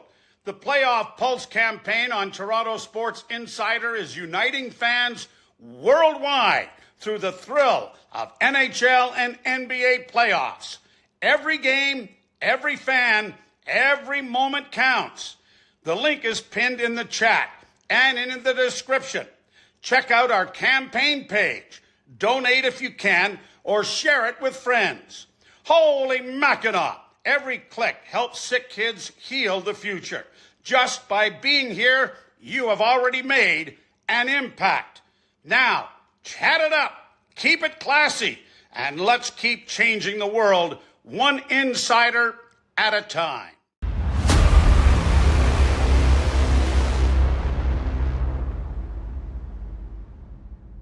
Hey, you! Yeah, you! I'm talking to you! Thanks for hanging out with us. This is TSI Mike, and now that we've got your attention, we're bringing you every single game of the NBA and NHL playoffs while supporting SickKids Hospital in Toronto through our Playoff Pulse campaign. Let's grow our global community. Hit that subscribe button, turn on that bell, and join the action. Hey, you! Yeah, you! Joe Bowen here, voice of the Toronto Maple Leafs. The Playoff Pulse on Toronto Sports Insider is all about playoff thrills and making a difference, with 100% of Leaf playoff stream revenue going directly to sick kids for their life-saving treatments and research. We're aiming for 100,000 insiders to boost our impact. So subscribe now and be a part of this incredible movement. Holy Mackinac! Let's show SickKids Hospital we're here for them. Join us today. Hey you, yeah you, Easton Cowan, Leafs prospect here. I'm loving these Playoff Pulse live hangouts. Subscribe and turn on the bell to catch every game. Keep the chat buzzing and let's cheer for sick kids together. See you in the chat. Hey sports fans, it's TSI Mike, and we're uniting fans worldwide with the NHL and NBA playoff action while supporting SickKids Hospital right here in Toronto. Click the live viewer.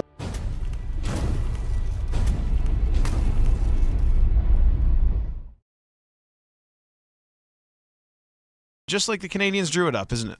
Well, it's textbook smash and grab, isn't it? 5 minutes. Let's just lull them into a false sense of security, and then we'll fire ourselves right back into this and ride that momentum to the first playoff win since the Stanley Cup run. No, I think what you look at there is a little bit of good luck there for Cole Caulfield rather, as that puck falls to him after a bit of an errant shot idea there, that kind of shot pass coming in from Laine, and he finds it. But that is that's the first that we've seen really from the Canadiens all night, save maybe for a couple of moments in the first period, where they all of a sudden they just start playing with a little bit more pace. They're able to string some pucks together and find a way to get deeper into the zone and take advantage of a defense that I don't think has been really challenged this evening. And then Suzuki with just a terrific display of patience as he buries that last one.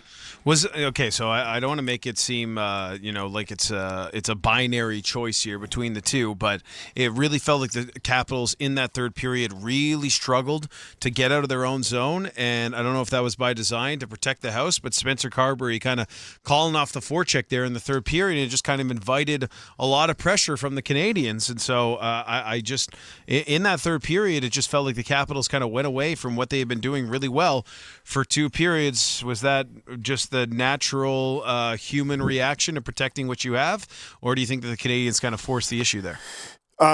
You're talking about now how the Capitals played the Habs in their own zone. Yeah, I think that I think, John, whenever you look at a team, the natural reaction is to be more defensive, and a lot of times when that happens, you're more reactionary, aren't you?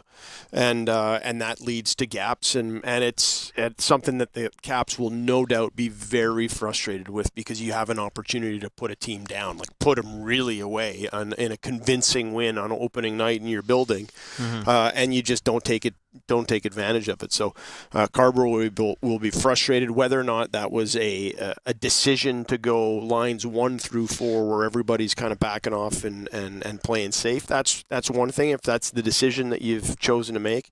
But I can't imagine that was the case there, because when you look at the damage that Pierre-Luc Dubois and McMichael and Wilson had done this evening on a forecheck, there's no reason to back off on that. For a player for the Canadiens who has been so terrific the entirety of the season, I think we saw for 2 periods one of the few times where Lane Hutson looked like a deer in the headlights so far this year, and then he ends up ending again the third period with 2 assists on both of those goals. And there were you guys have not been on social media. I unfortunately have been, because it's quite literally part of my job. But Hutson and Slavkovsky getting raked over the coals a little bit as to what was going on. And Slavkovsky wins that big battle to keep the puck alive for Caulfield in the build-up to that Suzuki goal. And Hutson ends up picking up 2 assists. Did it feel like there were just enough Canadiens players who kind of settled down in that third period? Or was it more so what you saw from the way that they played, that they were just like, we got 20 minutes, let's just go for it, whatever the hell happens? Well, you do get to a point in playoff hockey where you do have to throw caution to the wind a little bit. It doesn't mean necessarily, ditching your style, but you do have to throw caution. And when you do that, at times it kind of frees you up, doesn't it? You're not thinking as much. And the Canadiens generally this evening played a pretty plodding style game, and it's just not one that we're used to seeing them. Whenever they are having success, things are going rather quickly, and perhaps that decision to kind of move a little faster, to play a little freer, just allowed them to kind of get back into a groove where they felt comfortable offensively. A little bit of a rope-a-dope from the Canadiens tonight, but hey, whatever happens as you get it to overtime, and now one shot away to see if the Canadiens can shock the Capitals, kind of shock the hockey world here, and get a unexpected, let's say that, victory on the road in game number 1. All right, I want to go to everybody in here. We got Victor Finley and Lucas Scott as well. I want one pick from everyone as to who gets the OTGWG for the Montreal Canadiens, if that is to happen, of course. Victor, we'll go with you first. Suzuki. That sounds right. For the sake of having a different pick, I am going to say Patrick Laine. Ooh. I'm going to go for Gooley from the point. I'm going with Brendan Gallagher. I don't know why. I have just liked... This has been a classic kind of Brendan Gallagher game, and I think a game like tonight gets won on a classic Brendan Gallagher getting punched in the face while he gets the puck in the back of the net kind of goal. Gentlemen, thanks. Overtime coming up in just a couple of moments here on the TSN 690 Habs Radio Network. We'll get you our out-of-town scoreboard next as the Habs have forced overtime, tied 2-2 with the Capitals in game number 1. We all have the same goal, to be environmentally responsible. That's why Rio Tinto and the Montreal Canadiens are teaming up. We're replacing 1.5 million single-use plastic cups at the Bell Center with cups made with infinitely recyclable aluminum from Quebec. And the low-carbon aluminum we use for the cups is made by Rio Tinto right here in Quebec. It's a sustainability slapshot. To learn more, go to riotinto.com. There's nothing like hockey night in Montreal. See the Habs live at the Bell Center and be part of the NHL's most electric atmosphere. Don't miss out on the action. Visit Canadiens.com/tickets today. Here, we like to keep it fresh because Tim's coffee is brewed fresh every 20 minutes. Whether you're on the go or at your desk, it's always the perfect time for Canada's favorite coffee, made with 100% premium Arabica beans. It's time for fresh. It's time for Tim's. $1 wings, $1 wings, $1 wings. Boston Pizza has the ultimate lineup. During every Montreal game this season, our wings are only $1 each at Boston Pizza. Come in for some delicious wings, an ice-cold Molson, and a great game. Now that's a winning trio. Visit bostonpizza.com to find a Boston Pizza near you and reserve your table. Boston Pizza is the place to be. See details in restaurant. Craving great food, big games, and an unbeatable atmosphere? Head to LaCage. Whether you're here for the wings or the wins, or to have a good time, one thing's for sure. At LaCage, everyone's a fan. When things start heating up on the ice, count on Mitsubishi Electric Heating and Cooling to keep the temperature comfortable in every zone of your home. Mitsubishi Electric, official heating and cooling partner of the Montreal Canadiens and your partner in home comfort since 1987. This is Montreal Canadiens hockey on your home of the Habs, TSN 690.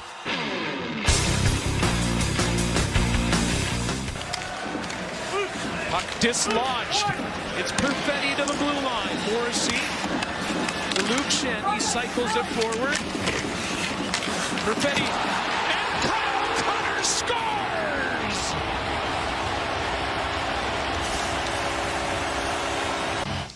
Welcome back into TSN 690 Studios. Habs Capitals tied 2-2 after 3 periods. Overtime just around the corner. But first, your out-of-town scoreboard brought to you by the good people at CM Textiles. Experts in motorization and wireless technology.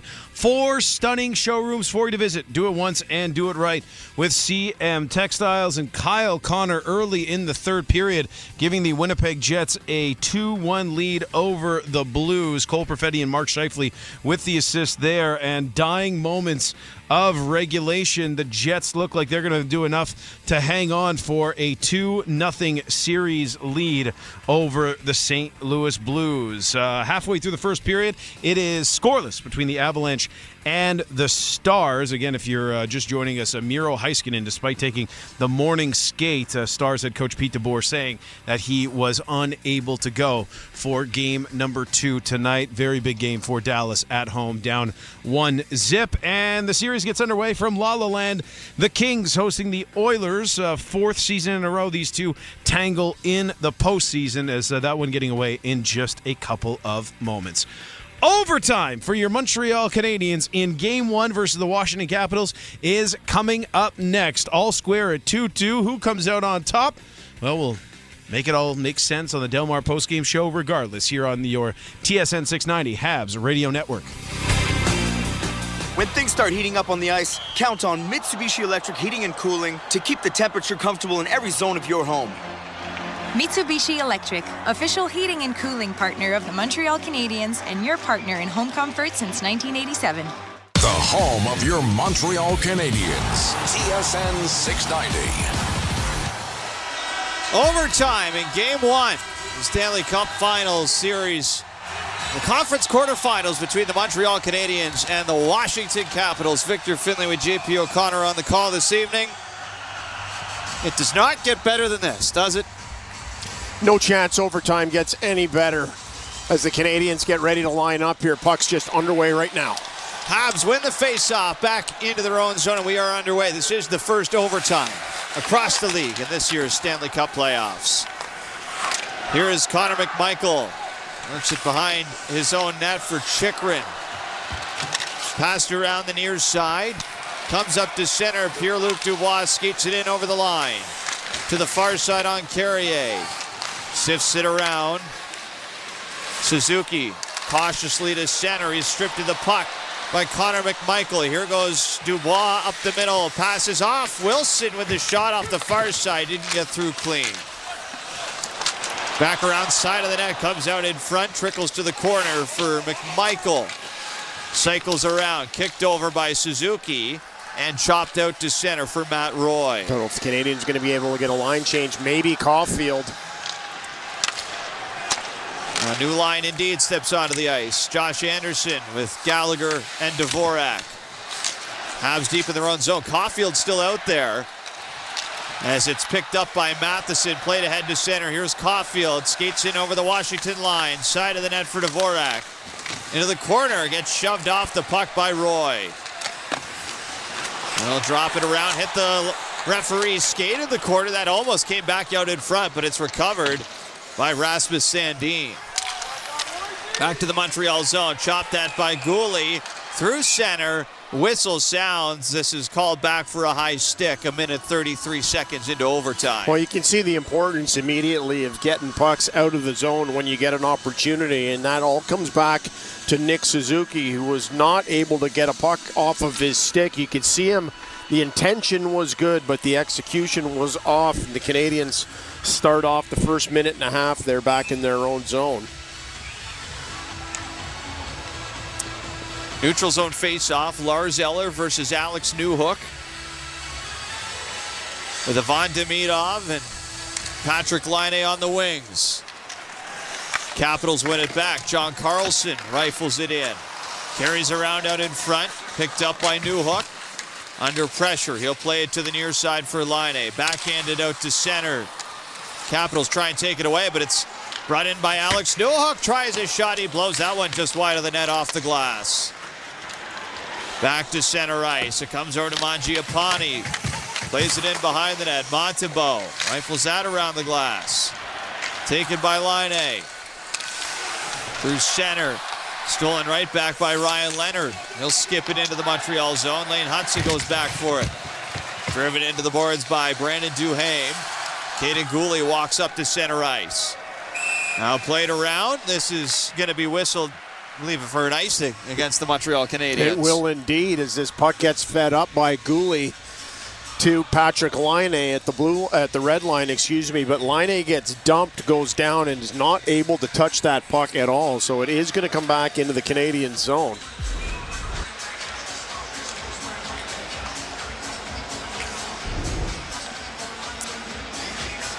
Newhook forced to stay out there with Demidov and Patrick Laine as the Capitals off the draw. Ovechkin's out there, side of the net for Beauvillier. Stop loose in front. He scores! Alex Ovechkin has won it in overtime for Washington. And for the first time in his NHL career, Alexander Ovechkin has scored a playoff overtime winner. There had been an opportunity just before for Beauvillier as the Capitals are able to secure this puck off a scrambled draw. They get in behind the Canadiens. Defenders fire one in on Montembeault. The rebound comes out. Alex Ovechkin jumps all over it and ends the game with his first. 44 career playoff overtimes prior to this one tonight for Alex Ovechkin. 0 goals in an NHL playoff game. He has scored at every level, in every situation, including a Stanley Cup playoff overtime this evening. And the comeback effort for the Montreal Canadiens will fall just short, as it will be a 1-0 series lead for the Washington Capitals. Time now for the play of the game, brought to you by Tim Hortons, official partner of the Montreal Canadiens. To Patrick Laine at the red line, but Laine gets dumped, goes down, and is not able to touch that puck at all. So it is going to come back into the Canadian zone. Newhook forced to stay out there with Demidov and Patrick Laine as the Capitals off the draw. Ovechkin's out there, side of the net for Beauvillier. Stop loose in front. He scores! Alex Ovechkin has won it in overtime for Washington. The greatest goal scorer in the history of the National Hockey League burns the Montreal Canadiens twice tonight. Ovechkin got the goal scoring started, and he finishes this one off tonight in overtime. Time now for the Molson 3 stars of the game. Third star tonight with a pair of assists in his Stanley Cup playoff debut, Lane Hutson. Second star tonight with 33 saves on 35 shots is Logan Thompson. And the first star of the night with 2 goals and an assist, including the overtime winner, is the grade 8, Alexander Ovechkin. Overtime thriller tonight at Capital One Arena in Washington, D.C., but it does not go Montreal's way, as these two teams will have the day off tomorrow, and then we'll be right back at it Wednesday, April 23rd for Puck Drop right here on Habs Hockey on TSN 690, a 7 p.m. Eastern Standard Time start. Well, starting off the playoffs with a bang, but just one bounce away for the Montreal Canadiens, who certainly gave all the Washington Capitals they could handle late in this one tonight. 3-2, the win in overtime for Washington, as it's the Del Mar postgame show coming up next with your host, John Still.